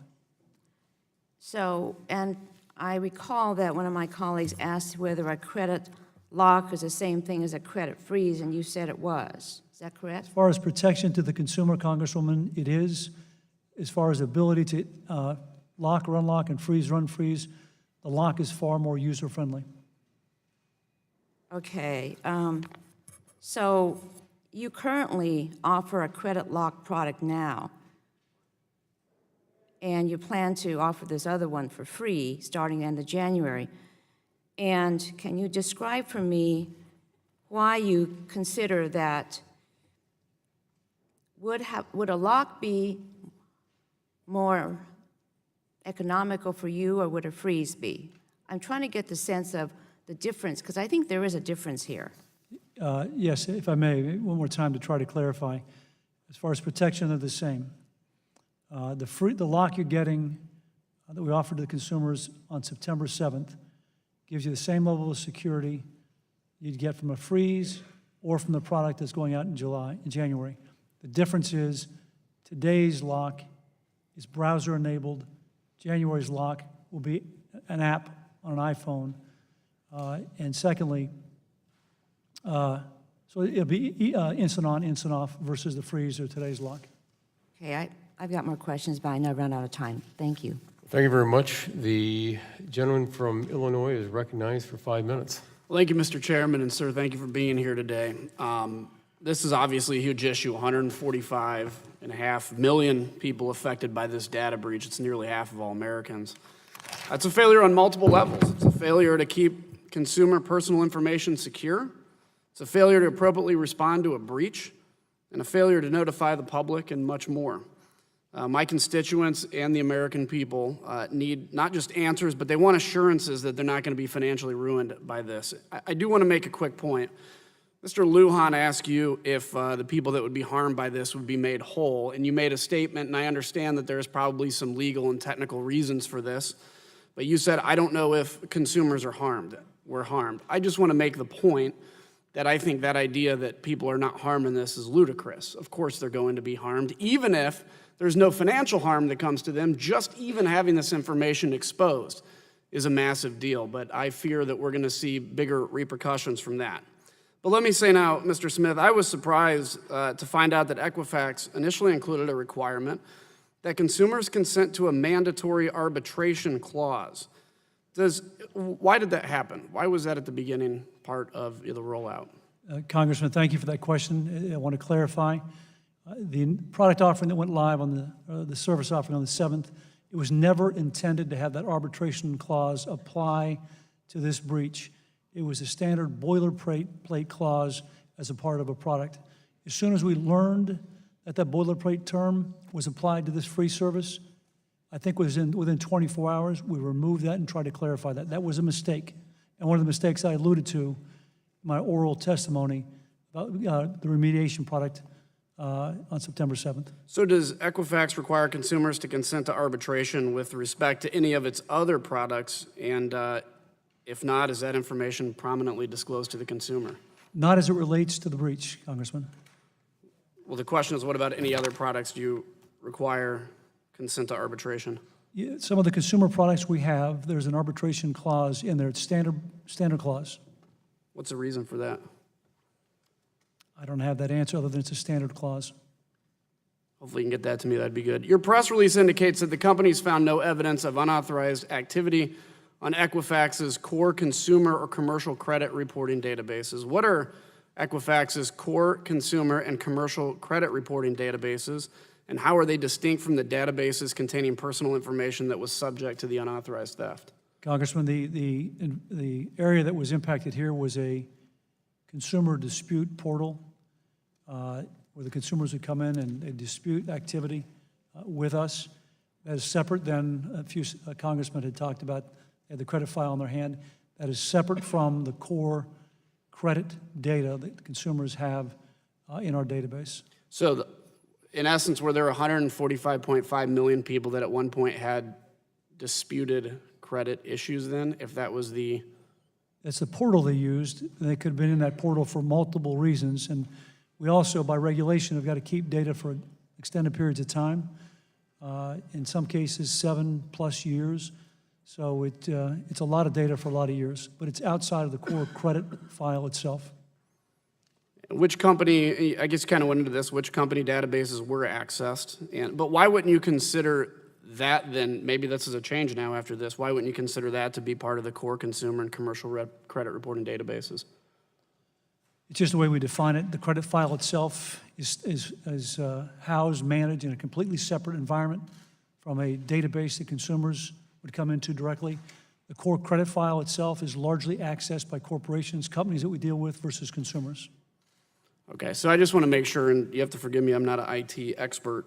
So to get 145 million people's records in only the dispute database, I guess I'm trying to figure out if you didn't really answer the question in terms of were there 145 million people that have disputed at some point in time, half of Americans, or was there another entry somehow through that went into other information? Maybe I just don't understand the IT part of this. The only entry it was through the consumer dispute portal, and that is a completely separate environment from the credit file itself. We also, as you might recall, house a lot of data for small businesses in America. That environment, which is part of the definition that you were alluding to, was not compromised either. Okay, and lastly, are your core consumer or commercial credit reporting databases encrypted?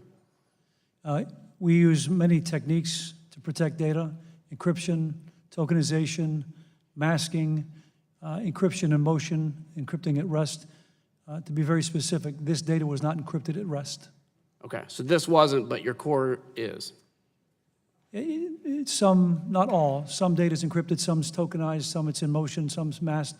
There's varying levels of security techniques that the team deploys in different environments around the business. Okay, thank you, sir. I yield back.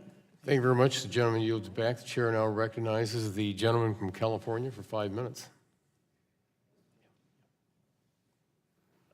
I thank the chair for holding this hearing. Mr. Smith, it's my understanding that the compromised information was due to an unpatched vulnerability in the web application framework Apache Struts. Besides the company's online consumer dispute resolution portal, does Equifax have any other portals that use Apache Struts? No, sir. This was the environment that had deployed Struts. All right, that was a simple answer. You might need to restart my time. In addition to Equifax's credit monitoring and reporting services, the company has Equifax for Business offerings, and in this capacity operates as a data broker. As a part of these services, the company collects large amounts of data about consumers without consumers having any knowledge of this happening. Was this information compromised in the breach? I think I understand your question, but could you repeat that one more time, please, so I get it right? Okay, well, you're familiar with the Equifax for Business offerings. Yes, so we do, yes, we do have product offerings and solutions for small businesses, medium-sized businesses, and large businesses across the country, correct? Right, was information from Equifax for Business also compromised in the breach? No, Congressman, it was not. It goes back to the question earlier on, that's part of what we call our core credit data. It was not compromised. Well, in your testimony, you noted that throughout my tenure as CEO of Equifax, we took data security and privacy extremely seriously and devoted substantial resources to it.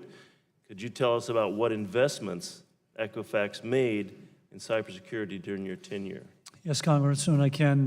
When I came to the company 12 years ago, we had virtually no focus on cybersecurity. At that time, cybersecurity was not as sophisticated as it is today. We've gone from that environment to a team now of over 225 professionals focusing each and every day on security around the world. So what time frame is that?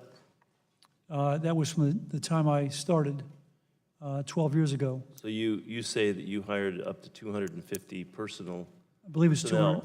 I didn't hire, the team did. I didn't hire them, sir, but we now have a staff of 225 cyber or security experts around the world.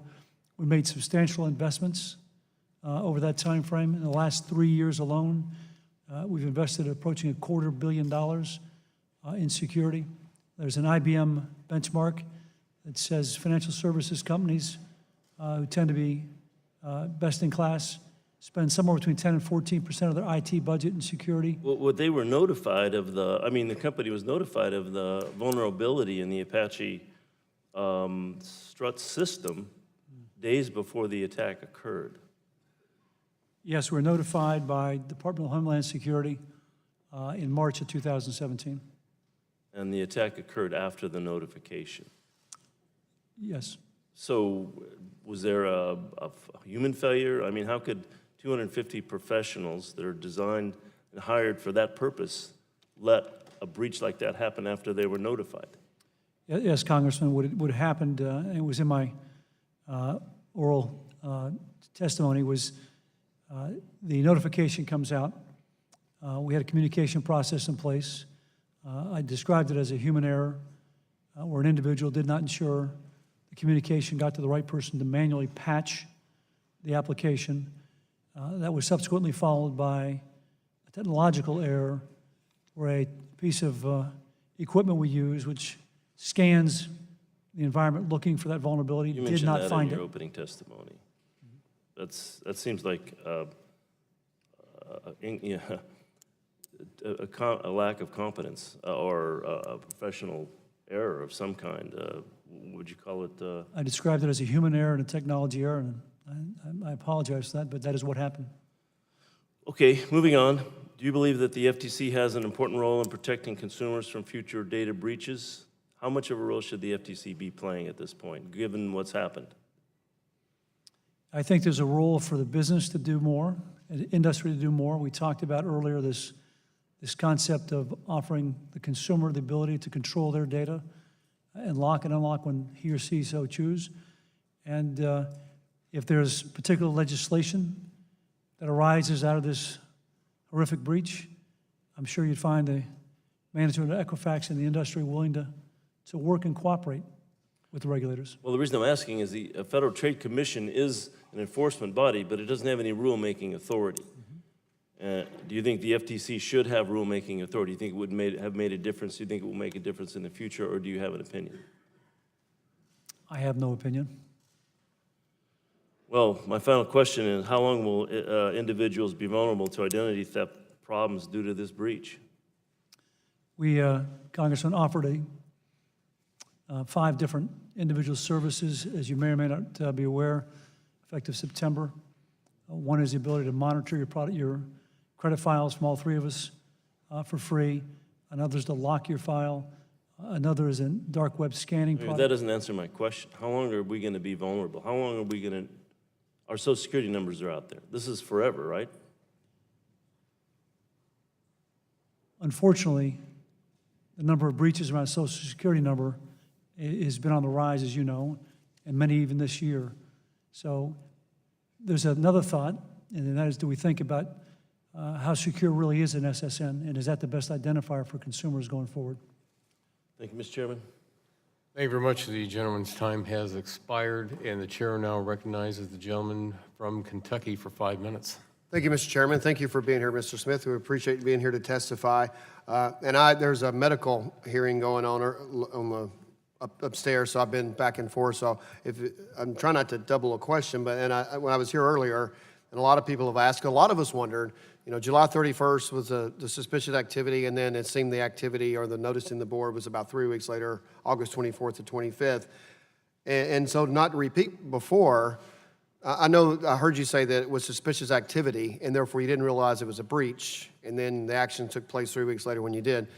Looking back now, knowing how colossal this is and how big it is, would you have done different? So from July 31st to August the 24th, what would you have done different that didn't happen, or Equifax didn't do? Congressman, that's an appropriate question. To be honest, time for reflection will come. There's been no time for reflection. This has been a team of people, including myself, working around the clock for the last 6-8 weeks, trying to understand the forensics, trying as best we could to stand up an environment to offer consumers services to protect themselves. There will be an opportunity where I'll have a time to catch my breath and reflect, but I have not had a chance to do so now. I appreciate that. Well, it was 1.9 million Kentuckians were exposed in this hack. And one of the questions that we have about the process that Equifax underwent to help people determine that, and one was setting up a new website, not just a portal within your website for consumers to visit. And was that an appropriate response? I know there were some issues with getting onto the website. And the question is, were you part of the deliberation? Why did you choose to set up a new website that seemed to cause issues as opposed to just doing a portal on your current website? Congressman, good question. It was strictly due to the sheer volume of incoming visitors that we had expected. The traditional website that we'd used to interact with consumers services a total of maybe 700,000 to 800,000 consumers at any one given point in time over a period of time. I mentioned in my opening comments earlier, this new microsite, as we call it, that we set up had the capacity to surge to much higher levels. We had some 400, and I think it was 20 million consumers come to visit us in the first 3 weeks on that website. Our traditional Equifax website could not have handled that volume day one. Okay. According to reports, many consumers were unable to determine with certainty if their information was breached. So why was Equifax unable to provide clarity or certainty on whether individuals' information was breached? When you went to the website, Congressman, and you typed in 6 of your 9 digits of your Social Security number, if it was likely that you're breached, it would say you were something along the lines of, it looks like you may have been compromised or breached, as opposed to, it's definite that you've been breached, and that's because it was 6 digits versus 9. But the point is, we offer this service, these 5 different services, to every American. Didn't matter if you were compromised or not. Every American was offered the same services. So, and just going forward, because we have to also do an analysis, and so what we're going to do as a legislative body going forward to protect the American people. And what your business does and what people in your business do are important. It's when you can sit down at a car dealer, I think you kind of mentioned earlier, and walk away with a car that afternoon because somebody can check that you're credit worthy. And so having those types of services are available. So what steps is Equifax doing to rebuild the confidence? People aren't confident that their information is flowing out there, but the ability to be able to access credit on almost immediately if you have the proper credit is something that your services provide. But the risk is having all that information in one place plus the convenience of what your type business serves. So what are you doing to rebuild, or how can people be confident that this can go forward? Congressman, that's a really good question. And we're a 118-year-old company, and we've done a lot of great things for consumers over those 118 years. We take being a trusted steward seriously. So step one is to make sure we think more holistically, broadly, about steps we can and have taken to to make sure we're more secure today than we were at the time of the breach. Second thing we can do is offer these services to consumers that we offered on September 7th to make sure they are protected. And third is to launch this whole paradigm shift effective January of next year, which is put the power of the control of the consumer credit in the consumer's hands, not our hands.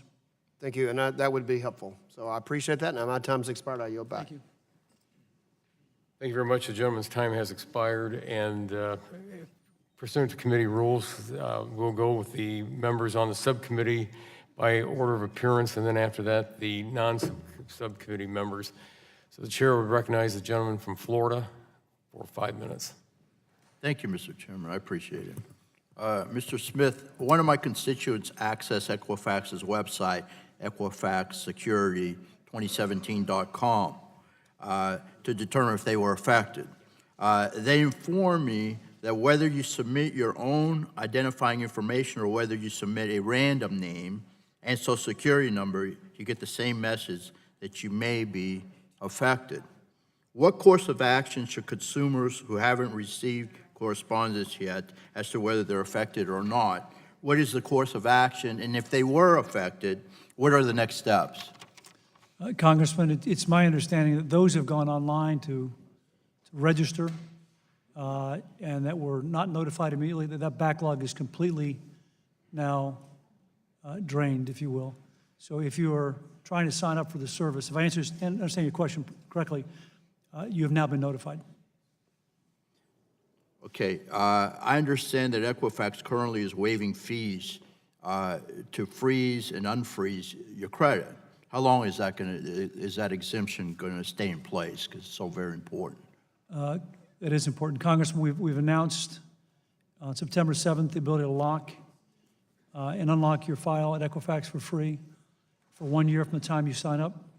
We've also announced on a product we've been working on for quite some time, effective in January of 2018, the ability to lock and unlock your file with Equifax for life, for free. That'll be the next generation of the lock that we offered in September. Okay. As CEO, what level of involvement did you have with regard to the data security and data protection? Yes, obviously the buck stops with you, I understand that. But what level of involvement did you have? So data security reported to a direct report of mine, my general counsel. And I would have active involvement with my general counsel, with the head of security, routinely throughout the year. Okay.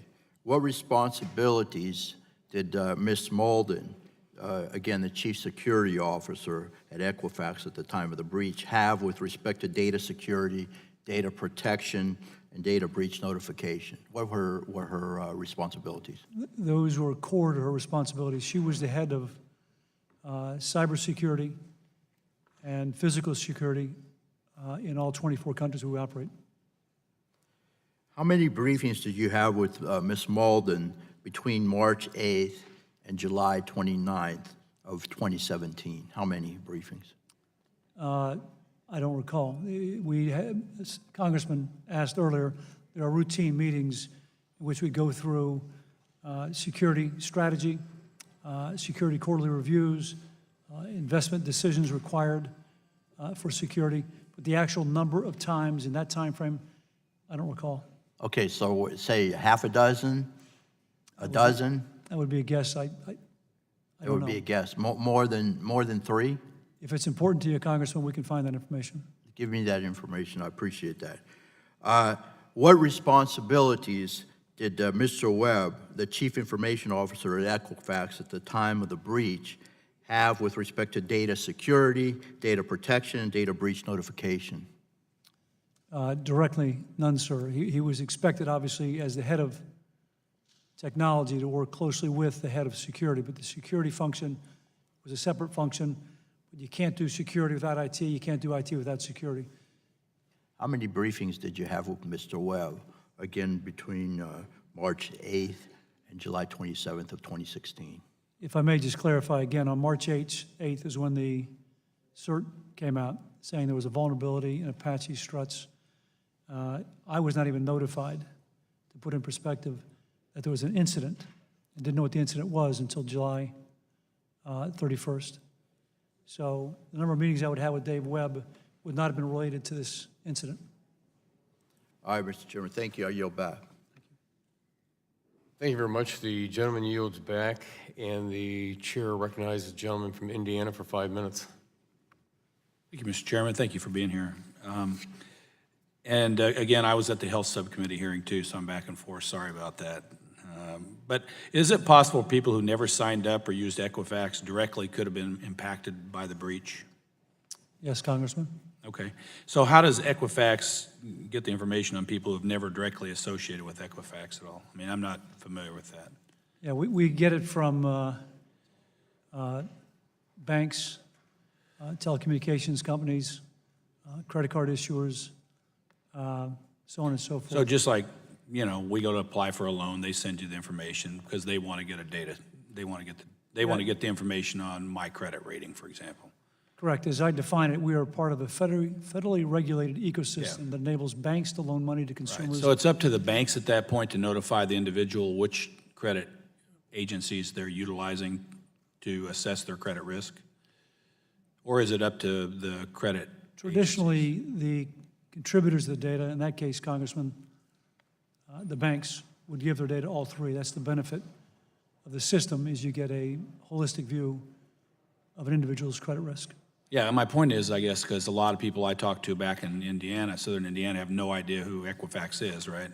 And many of those people have applied for home loans and other things. And matter of fact, probably at some point you have their information, but they may or may not have been notified who sent the information to them, probably the bank or other agency. And that's just, you know, that's something I think that is also maybe an issue, you know, that people don't understand or have not been told who is being used to assess their credit risk, and hence something like this happens, they have no idea whether or not their information's been compromised. I understand your point. Yeah. I also have a lot of constituents in rural and lower income areas that may or may not have access to the internet and Wi-Fi. The penetrance of that, it's interesting, depending on where you are. People who actually have Wi-Fi and the internet is not as high as you might think in rural America.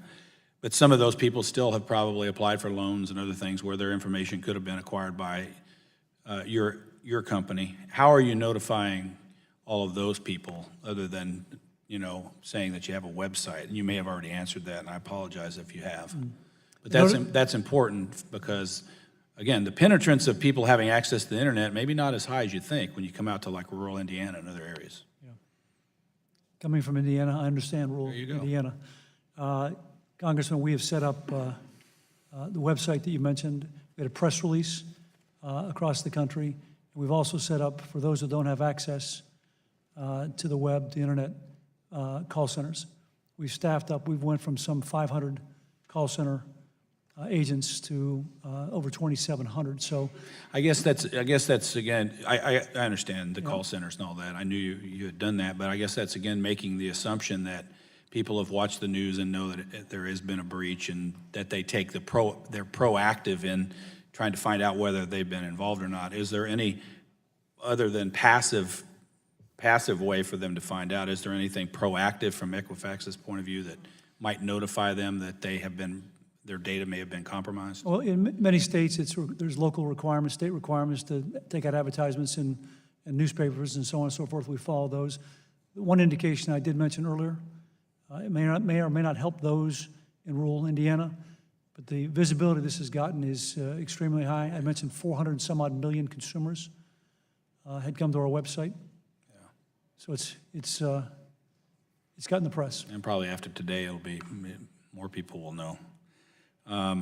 So thank you for answering those questions. I do have, like I said, my main concern is that my constituents understand whether or not their data has been compromised, and then what are their options going forward. You've outlined most of those things today. I'm not going to ask you that again. But I do think it's important to recognize that, you know, although they are important passive ways to have people become aware of their data may be compromised as one approach, but also and actively informing people proactively might very well be important in certain areas of the country. Thank you. I yield back. Chair now recognizes the gentleman from Texas for 5 minutes. Thank you, Mr. Chairman, and I apologize. We have the Health Subcommittee upstairs, and I appreciate it. That's not to take away the importance of this hearing. I want to thank you and our ranking member for setting it. We're here to discuss one of the worst and most impactful hacks that we've seen. It's a breach that's entirely preventable due to a level of negligence in some industries can be considered criminal. The credit reporting industry is famously unforgiving, and if it is an industry that helps perpetuate the cycle of poverty. Agencies like Equifax force those with lower credit scores to pay more money for loans and mortgages. Less than perfect credit scores can even result in higher rates for products that they don't require credit, like our auto insurance premiums. These people who have a harder time paying back higher interest rates make it more likely they won't be able to pay their debt back on time and will hurt their credit further. Yet Equifax and the rest of the credit reporting industry expect forgiveness for breach after breach, lobbying Congress for even less liability. When restaurants fail regular health inspections, they're routinely shut down for violations. They're shut down even if problems aren't yet occurred as a consequence of their violations. It isn't clear to me why Equifax, who is beyond that point, should be allowed to continue operating when they have failed spectacularly at their core business and endangered the public. In the next couple months, Senate Republicans may repeal the Consumer Financial Protection Bureau's arbitration rule, thus allowing companies like Equifax to put clauses in their fine print forcing individuals into arbitration agreements instead of class action agreements, where they stand a chance of being able to recover some of their losses. But it should be clear to us by all that it's now not the time to roll back consumer safeguards in the financial industry. And I support my colleague and our ranking member, Congressman Chakowski's Secure and Protect America's Data Act. I look forward to hearing what our witness has to say. Mr. Smith, ID theft protection companies have seen a big jump in business and share price since the breach of your company, including LifeLock, who has reported a tenfold increase in enrollment for their credit monitoring and other services. LifeLock has a contract to purchase credit monitoring services from Equifax, meaning that every time someone signs up for LifeLock protection from the impact of Equifax data breach, they're again involuntarily sign up for Equifax to provide those services. And Equifax makes money on that breach. What's the value of that contract that LifeLock has with Equifax? Congressman, I don't recall what that is, but at the same time, those same consumers have the ability to come to us directly and get free product. Okay. If it's available, I hope you'd send it and share it with the committee. Mr. Smith, an Equifax report marketed to its business customers says that leading lifestyle databases available commercially offer hundreds of response segments covering almost every conceivable aspect of how consumers live and what they spend their money on and what interests they have. Can you tell us on as granular level as possible what the sources are for that data for every conceivable aspect of a consumer's life?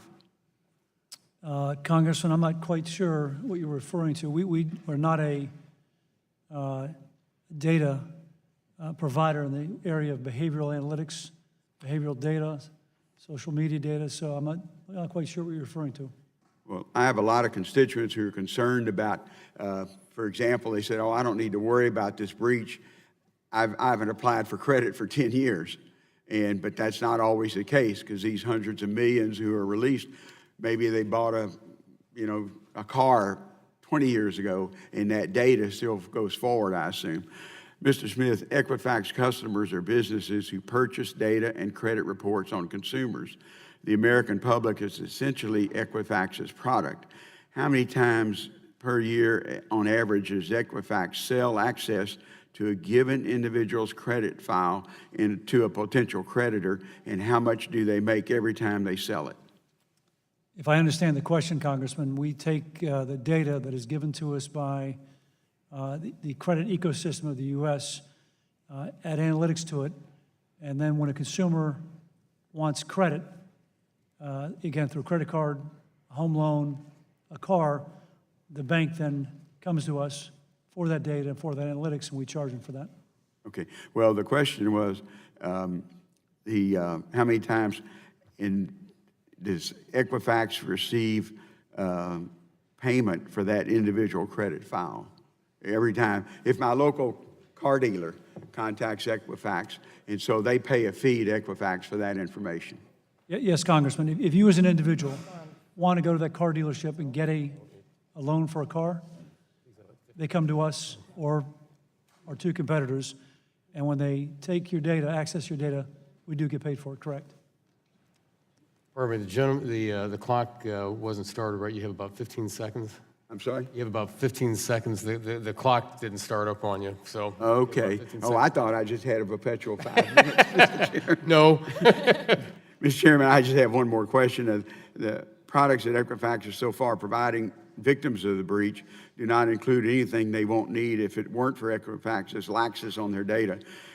You, however, made more than $69 million in 2016, and so that's the concern that this committee has, and I know we have for all our constituents, and I thank you, Mr. Chairman, for your time. Well, thank you very much. I appreciate the gentleman's questions, and the chair now recognizes the gentleman from Oklahoma for 5 minutes. Thank you, Mr. Chairman. Mr. Smith, what is your current job? I'm retired. You're retired? Are you still getting paid by the company? No, sir. So you're fully retired, and so you have no affiliation at all with the company? You're not on it as a contractor or as? No, Congressman, what I agreed to do, because I love this company, I spent 12 years with 10,000 people trying to do the right thing, is I told the board it was right for me to step down and have new leadership, take this company in the new direction. So when I retired, I agreed to work for as long as the board required for free to help make it right for the consumers.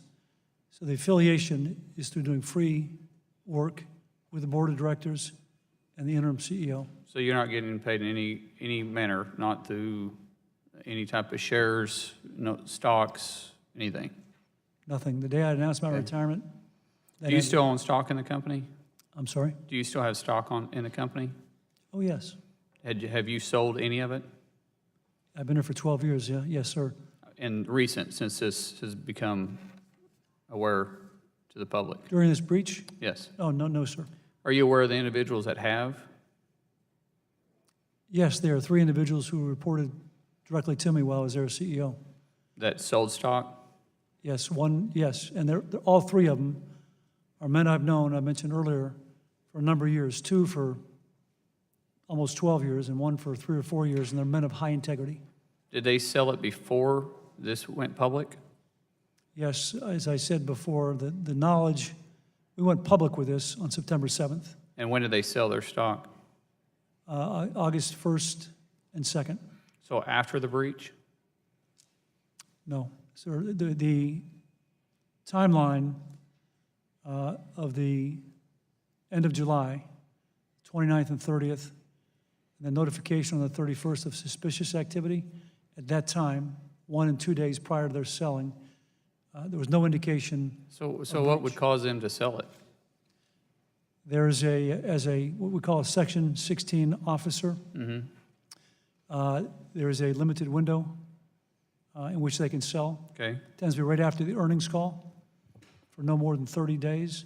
So this is a natural process. The window opened after the second quarter call. In your opening statement, you'd made mention that there was an error in the portal, and it was 3 weeks before you were notified of a breach.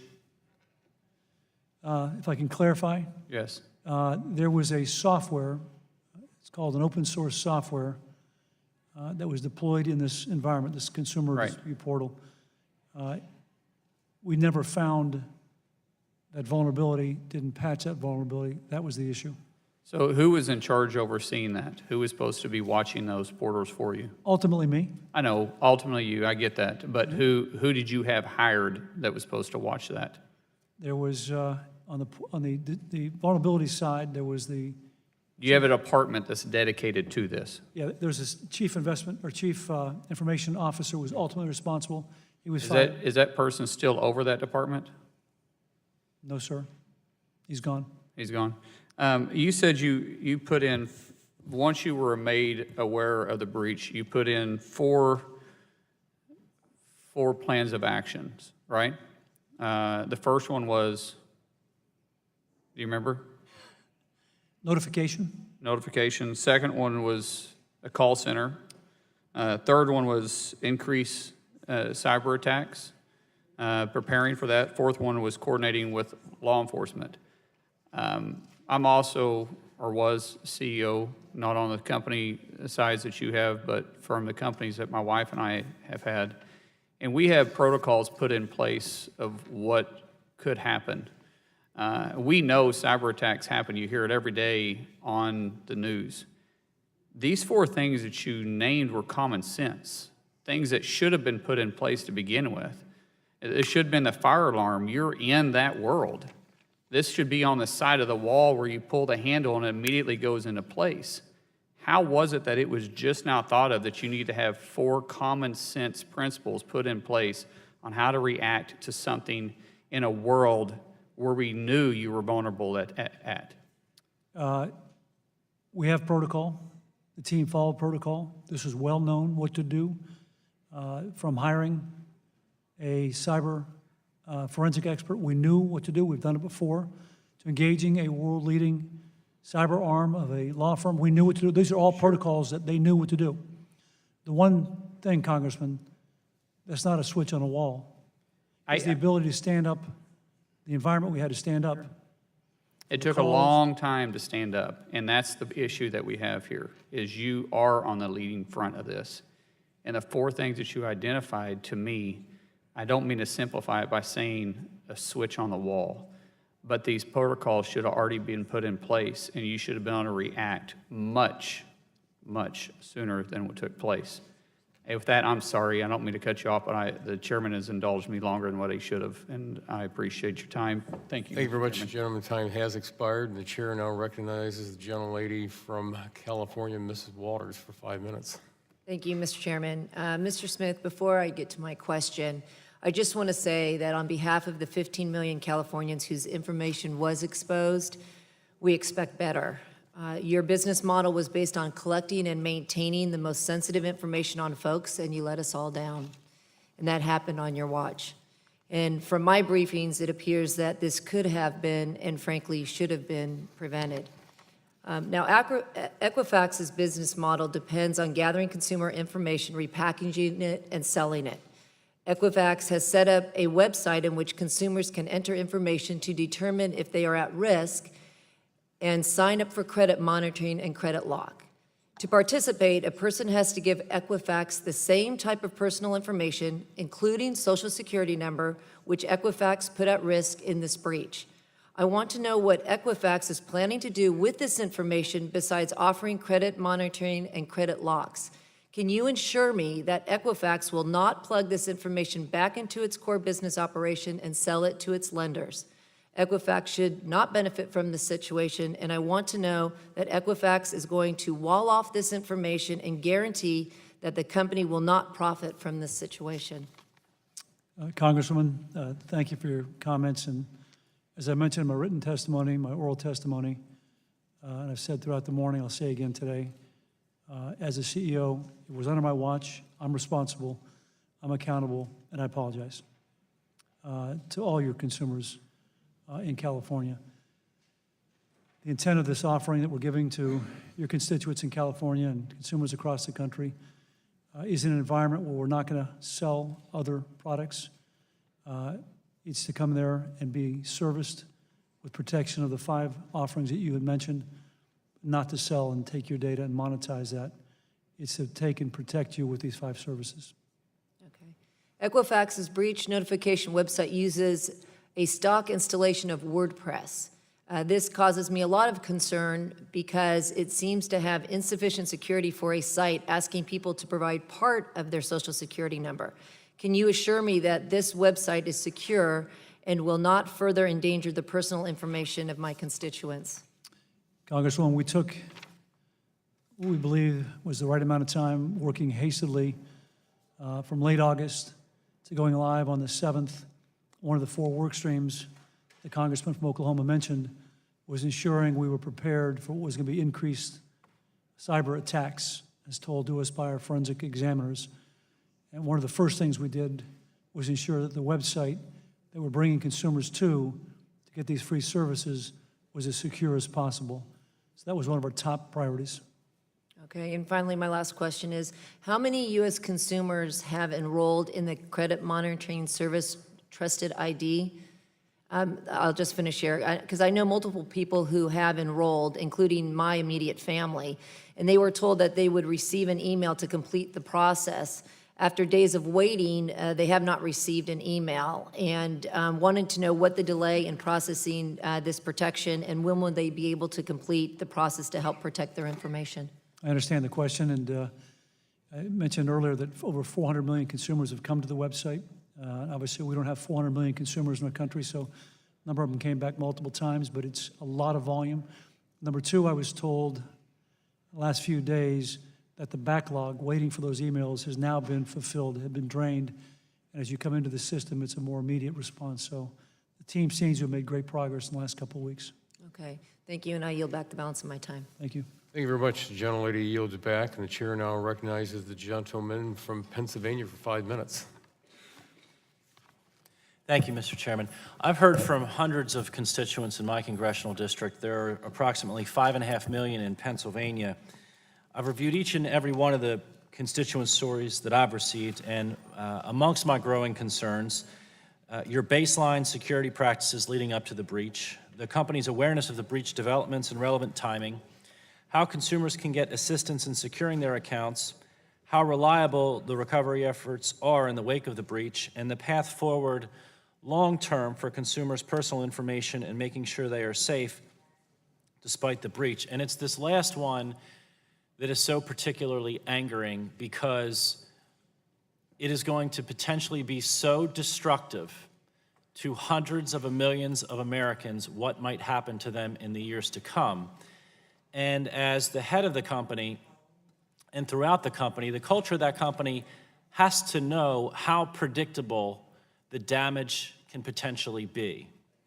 And so I ask you, is it not predictable how bad it might get for the individuals who have been compromised in terms of how much damage could be wrought upon them individually in the years to come?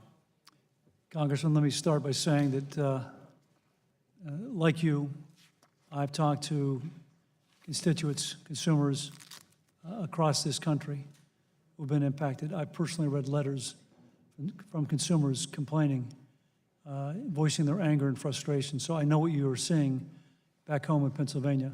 But see, I think the anger is going to be multiplied thousands of times when something actually happens. And so when you talk about how predictable some of this is, the rollout of the call centers and the second rollout and the third rollout, it has to be predictable how massive this is and what would need to be put in place from a protocol perspective in order to address what's coming. And the slow rollout and how poor it was done, to me, is just inexcusable. I mean, you have to have departments dedicated to dealing with this potential, and it doesn't appear to me as though that was planned. Or if it was planned extremely poorly. I understand your point, but it requires a little more color. We went from 500 call center agents to a need of almost 3,000. To properly handle call center agents, to handle consumer calls, took time. We did the best we could in a short period of time. We ramped those up. I mentioned in my opening comments, 2 of our larger call centers in the first weekend. I understand the hurricane. Taken out by Hurricane Irma. We were not prepared for that kind of call volume. How couldn't you be? How couldn't you be? It's not our traditional business model. Our traditional business model is dealing with companies, not 400 million consumers coming to our website. But your business model has a couple 100 million customers, so on a breach of this scale, obviously you're going to have at least that number and probably twice that amount of people calling, inquiring as to whether or not they're subject to the breach. And that wasn't done. Congressman, the difference is, again, the primary business model we have is dealing with companies, not with hundreds of millions of consumers. We did the best we could to react as quickly as we could. I'd mentioned that the service is getting better each and every day. We've listened to consumers' feedback, tried to make changes to the website, tried to make changes to the call center. You're familiar with the safeguards rule. That's essentially what you operate under. Yes. How often does a forensic consultant issue a letter or a certification, or a law firm issue a certification that they feel your protocol is in compliance with the safeguards rule? We are in compliance. I'm not sure how often that is actually communicated. As you're saying, communicated. How would you know that you're in compliance then? Because if you said you followed protocol and protocol led to this, then it's very difficult for me. I mean, that calls into question whether the safeguards rule is sufficient enough, because if you're saying that you're in compliance with it and you followed protocol and this still happened, that unearths a whole other set of questions. Again, the speed of reaction and the scale of the reaction was unprecedented. I'm not taking excuses. Yeah.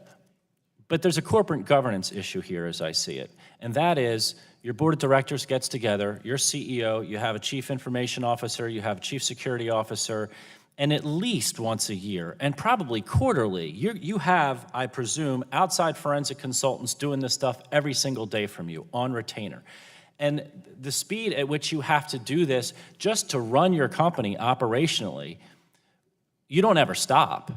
It's obviously ongoing and persistent, and it just seems to me that through insurance policies, through reporting to your board wanting to make sure that they're doing their job, that you're going to be looking for certifications from your outside forensic consultants doing audits to say, yep, you're doing good, here are the new threats, here's how we're updating. And I just don't see, that's the kind of information I think would be extremely helpful that we have not received any information from today. But I would ask you, since I'm well over my time, that I'd like to know how often your board asks you to certify whether or not you're in compliance, and what is that protocol, and when was the last time you updated that protocol? You said you've complied with protocol. When was the last time that was updated?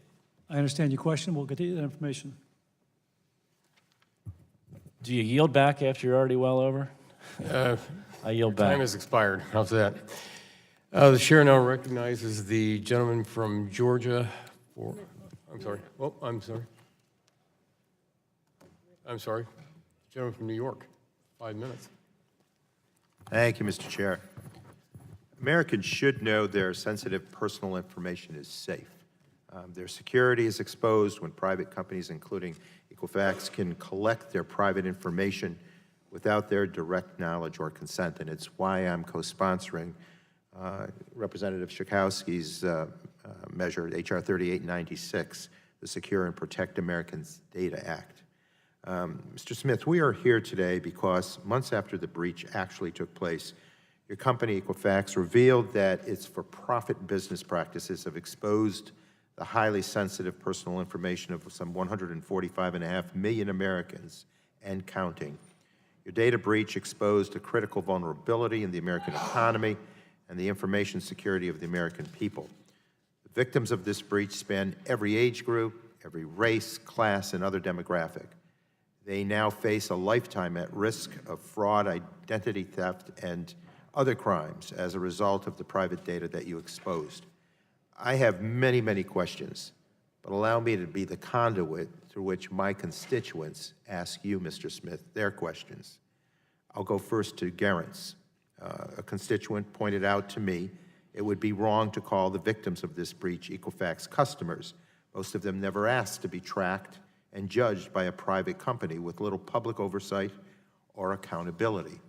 This is unacceptable, and he asks why he's been impacted in this manner. Any comment to Garance's question?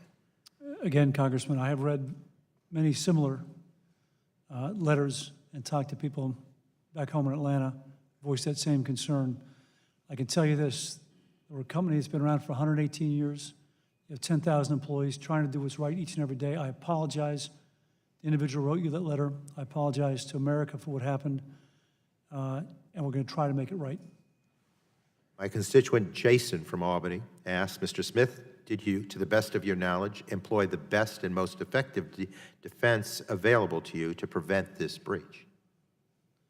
You know, a crisis that never occurs if everything's gone right. In this case, as I mentioned earlier, we had a human error and a technology error. It wasn't because we were unwilling or unable to make the financial investments in people, process, or technology, though. My constituent Tanya asks, how do I get Equifax to fix this without signing over my rights? And what related costs will I, Tanya, be expected to pay over my lifetime? The 5 products we launched, or services we offered in September, are all free. They're all spelled out in the press release. They give that individual significant protection. The most comprehensive change is coming in January of next year, which is the ability for consumers to lock and unlock their data when they want, and only when they want. And any related costs that she should expect to pay? Those services are all free. A number of my constituents would like to know, given that the sole purpose of credit agencies is the secure handling of consumers' confidential information, which they spectacularly fail to do, why is this company allowed to continue to exist? We have a rich history of helping those that want to get access to credit get access to credit. The company has done many great things to help those in the unbanked world who would never otherwise have access to credit because of what we do, bring them into the credit world. Constituent Lee from Albany asks, why are you using this gross misconduct to turn your victims into customers for a paid monitoring service that you will profit from? That is not the intent. Our intent is to offer those 5 services for free, followed by the 6th service, which is a lifetime lock for free. My constituent Karen asks, why have you not notified each person whose data you compromise? Most never asked you to collect and insecurely store their private information. So we are the representatives, and why should they be responsible for your malpractice? Following the recommendation of those who advised us, we did notify through the press release, notifying the entire population, not just those who were a victim of the criminal hack, but all Americans to get access to these products, services for free.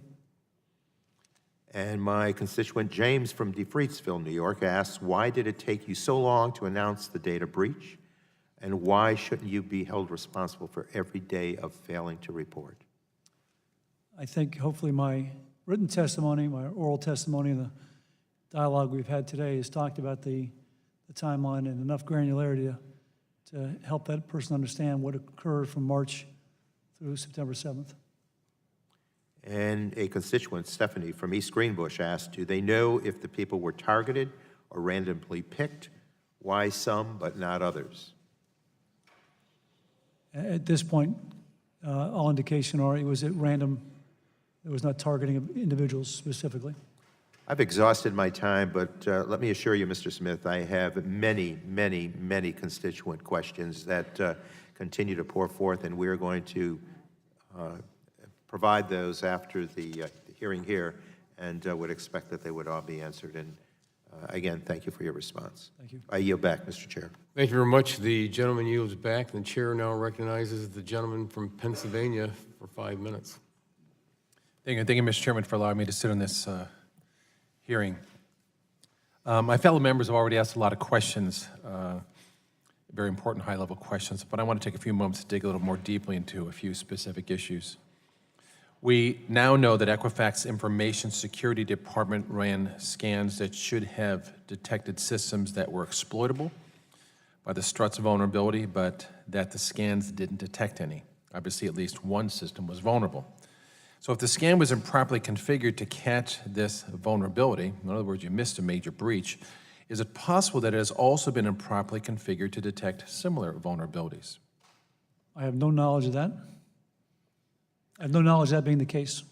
But now you have to feed the information in these scans, and there has to be complete and accurate information. And this information apparently wasn't fed in an incomplete way. Isn't that true? Can you repeat the question, please? In order to scan something, you have to feed, a human has to feed it information, right? I'm not a scanning expert, Congressman. My understanding is you've got to configure the scanner in certain ways to look for certain vulnerabilities. Yeah, but a lot of what's going on here is you're blaming, they say no humans are involved here, but configuring it is done by a human being, isn't it? Right? Correct. And some inaccurate information got in there too. So if it was improperly configured to catch the vulnerability, is it possible it has also been improperly configured to detect similar vulnerabilities? I have no indication to believe that's the case. We've also heard a lot about the website Equifax set up to handle the consumer protection response at equifaxsecurity2017.com. As it's been pointed out, this looks like a website that scammers would use for phishing. In fact, as widely reported in the press, someone switched 2 words and made it into a phishing website that looked almost identical. Luckily, this person was just trying to make a point, but I think that point's well taken. You said earlier today that you set up this external website because Equifax's own domain wouldn't be able to handle the sheer amount of traffic. Now, why wouldn't your website be able to handle this traffic? I mean, it just doesn't make sense. A company of your size and knowledge doesn't understand how to handle traffic for over 100 million people. Don't you use an elastic cloud computing service that would have accounted for this traffic? Congressman, a point of clarification, if I may. This phishing site that you referred to was mentioned a few times today, was a error by an individual in a call center. Well, let me My get to this other understanding question, is- though. I just want to, okay, we have that established, but I want to ask about this question, though. Your own domain wouldn't be able to handle the sheer amount of traffic, but don't you use something like an elastic cloud that would allow for greater traffic? The environment that the microsite is in is a cloud environment that's very, very scalable. The traditional environment that we operate in could not handle 400 million consumer visits in 3 weeks. Well, I want to come back to some of this stuff, too. I want to come back to the issue of patching the March vulnerability. And now, I know this has come up a few times, but I want to make sure to highlight this point since it's critical in understanding how this breach occurred here. Our understanding is that fixing this vulnerability required more effort than simply installing a patch. But we also understand that when Equifax did patch the vulnerability, it took less than 3 days to do so. So if the patch only took a few days to apply, why did Equifax fail to install it immediately after it was announced as critical? Patching takes a variety of time. I'm not sure where you got the note that's 3 days. Patching can take from days to up to a week or more to apply a proper patch. Did you notify everybody it was going to take some time? I'm sorry? Did you notify all your customers it was going to take some time? Did you notify people there was the risk of you trying to apply the patch? I know of no standard protocol that we'd I notify. didn't ask you about standard protocol. I asked, did you notify people? I have no knowledge that we'd notify customers or consumers of a patching process. So you didn't notify anybody that the patch was going to take place. In the meantime, there was a risk that existed. I have no knowledge of. Did you notify other people? need to- Did other people in the executives of your company, were you aware of it? As I've said before, I was not. You were not aware that there was this problem with vulnerability. You just told me it takes a few days, a few weeks, but you weren't aware that it existed? That's correct. Well, let me wrap up with one final thought here. In your testimony, you state that the breach occurred because of both human error and technological failures, or technology failures. So looking at the 3 issues I just highlighted, the improperly configured scans, the poorly chosen website, the lack of patching, these are not failures of technology. A human misconfigured the scan, a human selected the website name, a human failed to apply the patch.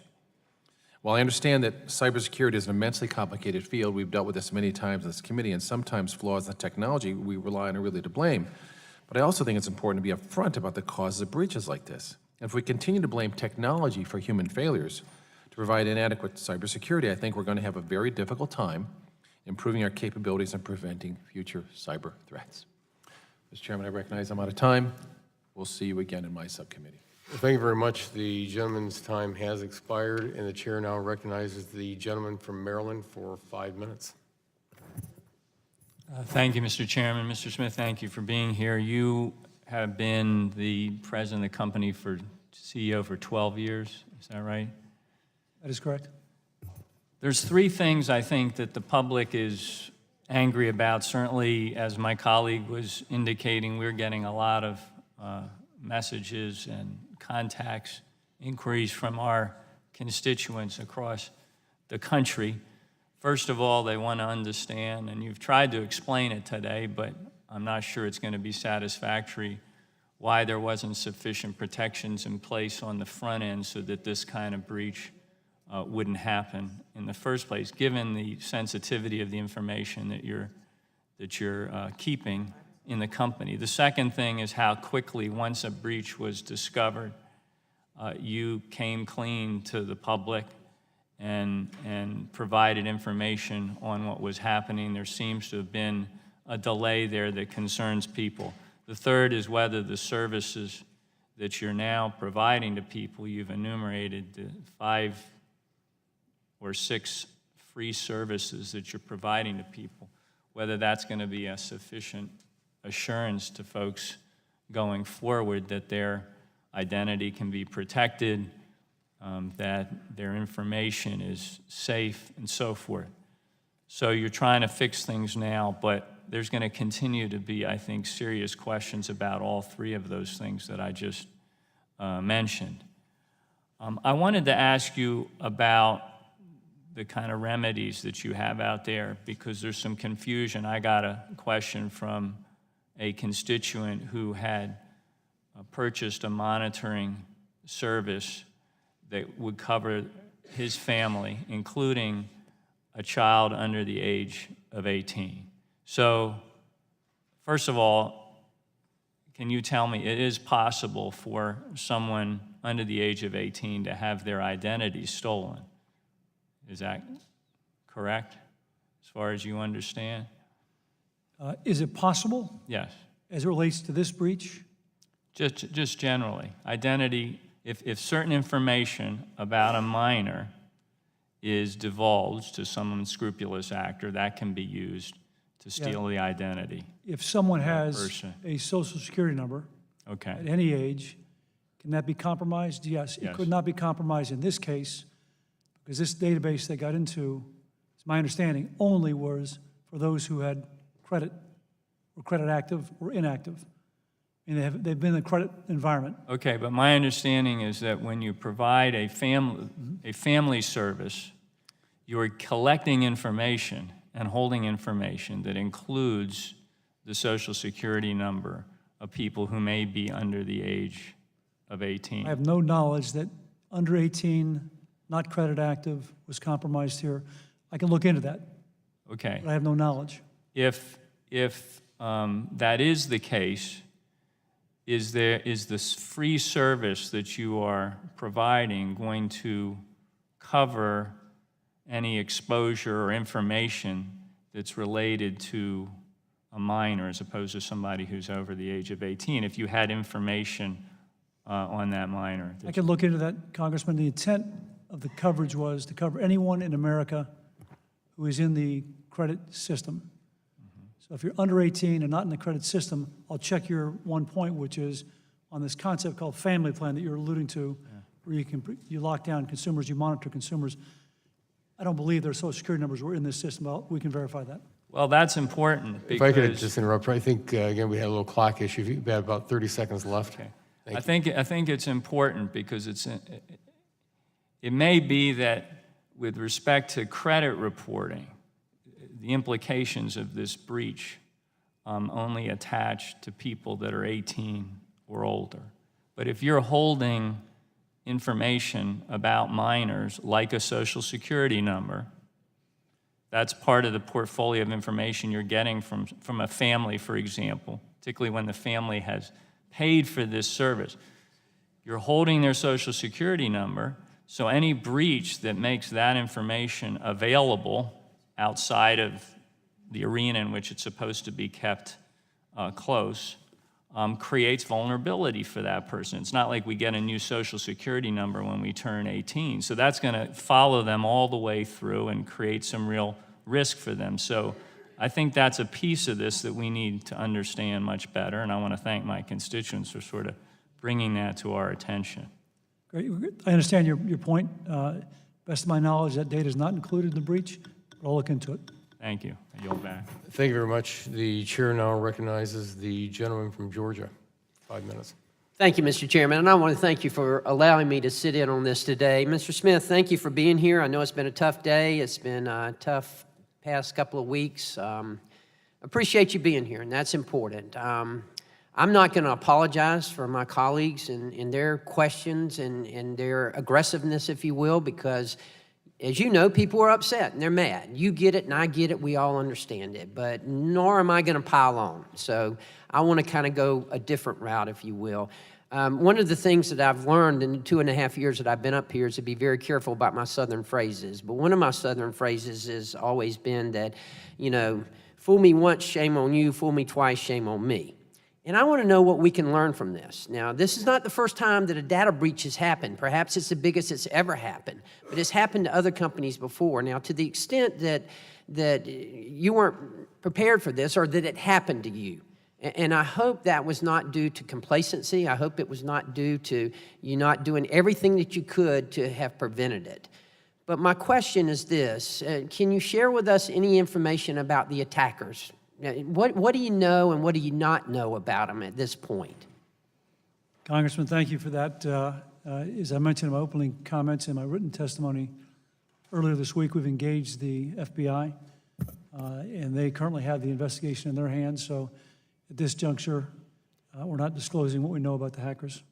How's your cooperation with the FBI been? Is it your experience with them thus far been good? And anything that this is important. It's important for everyone. Yeah, everyone's upset, and rightfully so. They should be upset when your personal data is out there.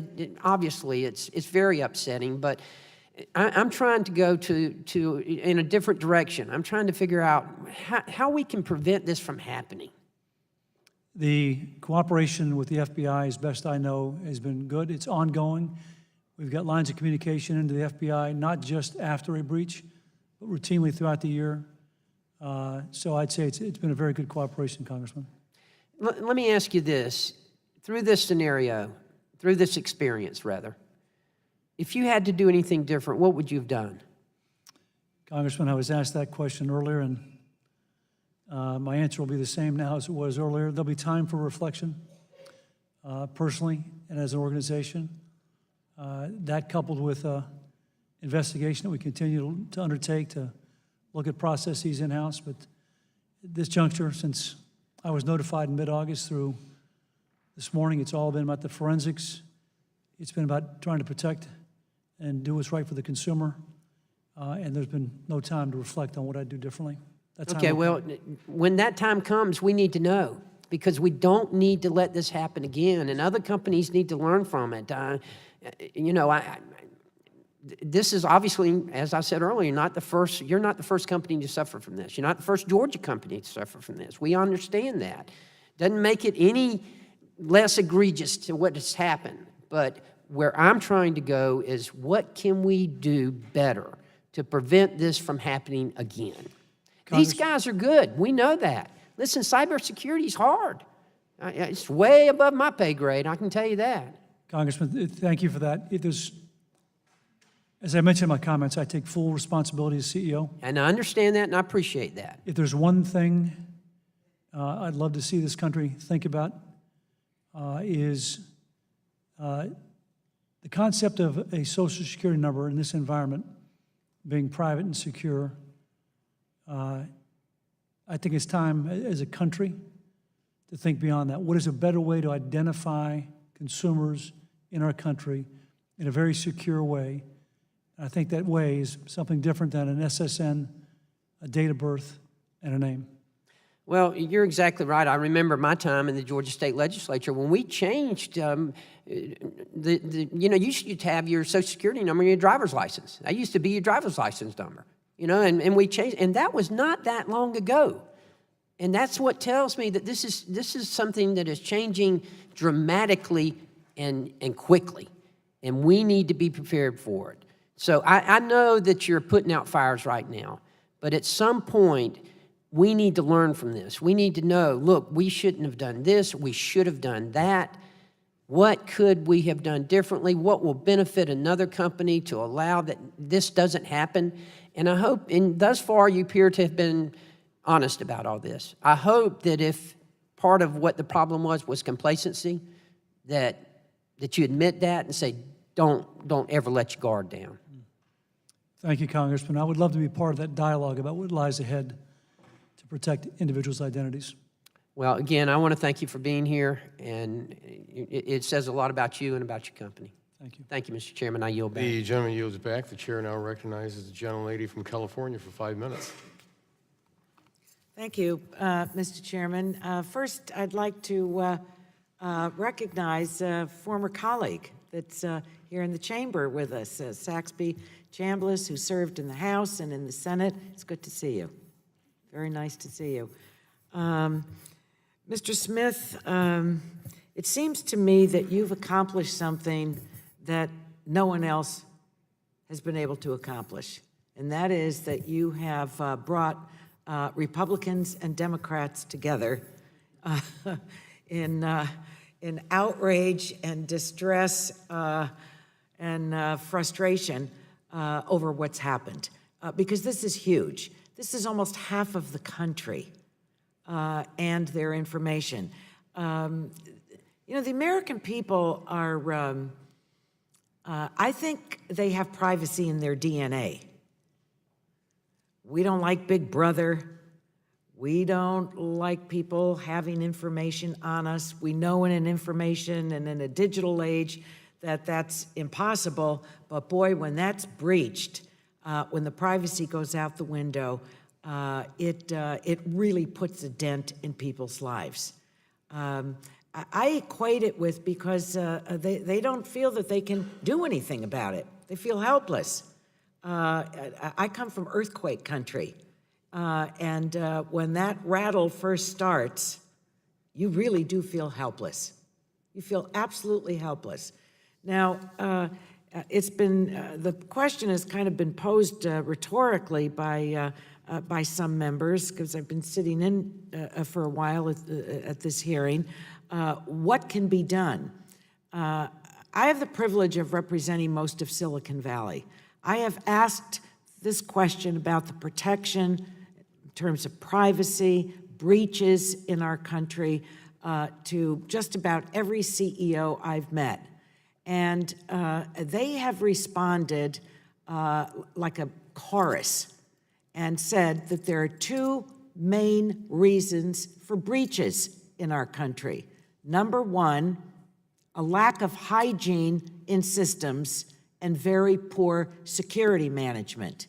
That's why I have legislation. Senator Hatch is the lead sponsor in the Senate. I have the bill in the House. So it's distressing to me, knowing this information, that Homeland Security notified Equifax. This is almost 7 months ago. This has to do with a patch. So I know there are a lot of questions that have probed this, but you as CEO at the time, when Homeland Security informed your company that there was a breach, what did you say to your CIO officer? Did you understand what the breach was? Did you understand what the patch meant? Did you understand the timeliness, the need for timeliness to have this fixed? And did anything change in that department? Was there a new policy put in place by you? Congresswoman, to clarify, when the cert came out in March, there was no notification of a breach. It was a notification. What did it mean?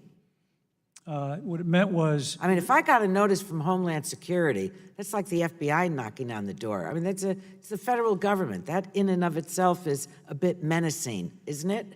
What it meant was an open source software, commonly used and deployed around the world, called Apache Struts, had a vulnerability. And the notification was the vulnerability should be patched. All right, and did you ask if it was patched? We get notifications. No, you got the notification from Homeland Security, all right? What did you do about it the day you found out? The company was notified on, I believe, the 9th of March. When did you know? The team, security team, followed protocol and instantly, within a day, sent notification out to many people in the organization that a patch needed to be applied to Apache Struts. And did you ask your team when it was applied? The security team did, and they spoke with the IT team as well. When did they take care of it? Throughout the testimony, we talked about what occurred. But just tell me when it happened. When was it actually? The following day, communication was sent out to those that need to be notified. You already said that. I want to know when they did it, when they took care of it. They took care of it in July because we never found it. It wasn't until, if you recall, we had the human error, we did the scan, the technology never found it. In July, they saw suspicious activity, took the portal down, found the vulnerability, applied the patch. Well, I thank the chairman. We have in the rules of the full committee, which are approved at the beginning of every Congress, that members of the full committee can participate in subcommittees where they are not members, and I appreciate the legislative courtesy.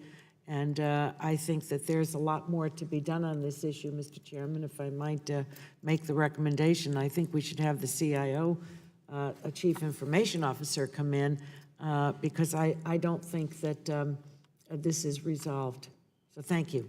Thank you very much. Nice to see you, Saxby. The gentlelady's time has expired, and we're just going to ask one quick follow-up question, so I'm going to yield to the ranking member first. First of all, Mr. Chairman, I would like to insert for the record a letter from consumer groups, a letter from Credit Union National Association, and an article from WGN-TV. Without objection, so ordered. Oh, sorry. So in closing, Mr. Smith, I want to quote again from you, from your testimony. You mentioned the 5 fixes, so-called, and you put, "This puts the control of consumers' credit information where it belongs, with the consumer." So I want to ask you a question. What if I want to opt out of Equifax? I don't want you to have my information anymore. I want to be in control of my information. I never opted in. I never said it was okay to have all my information, and now I want out. I want to lock out Equifax. Can I do that?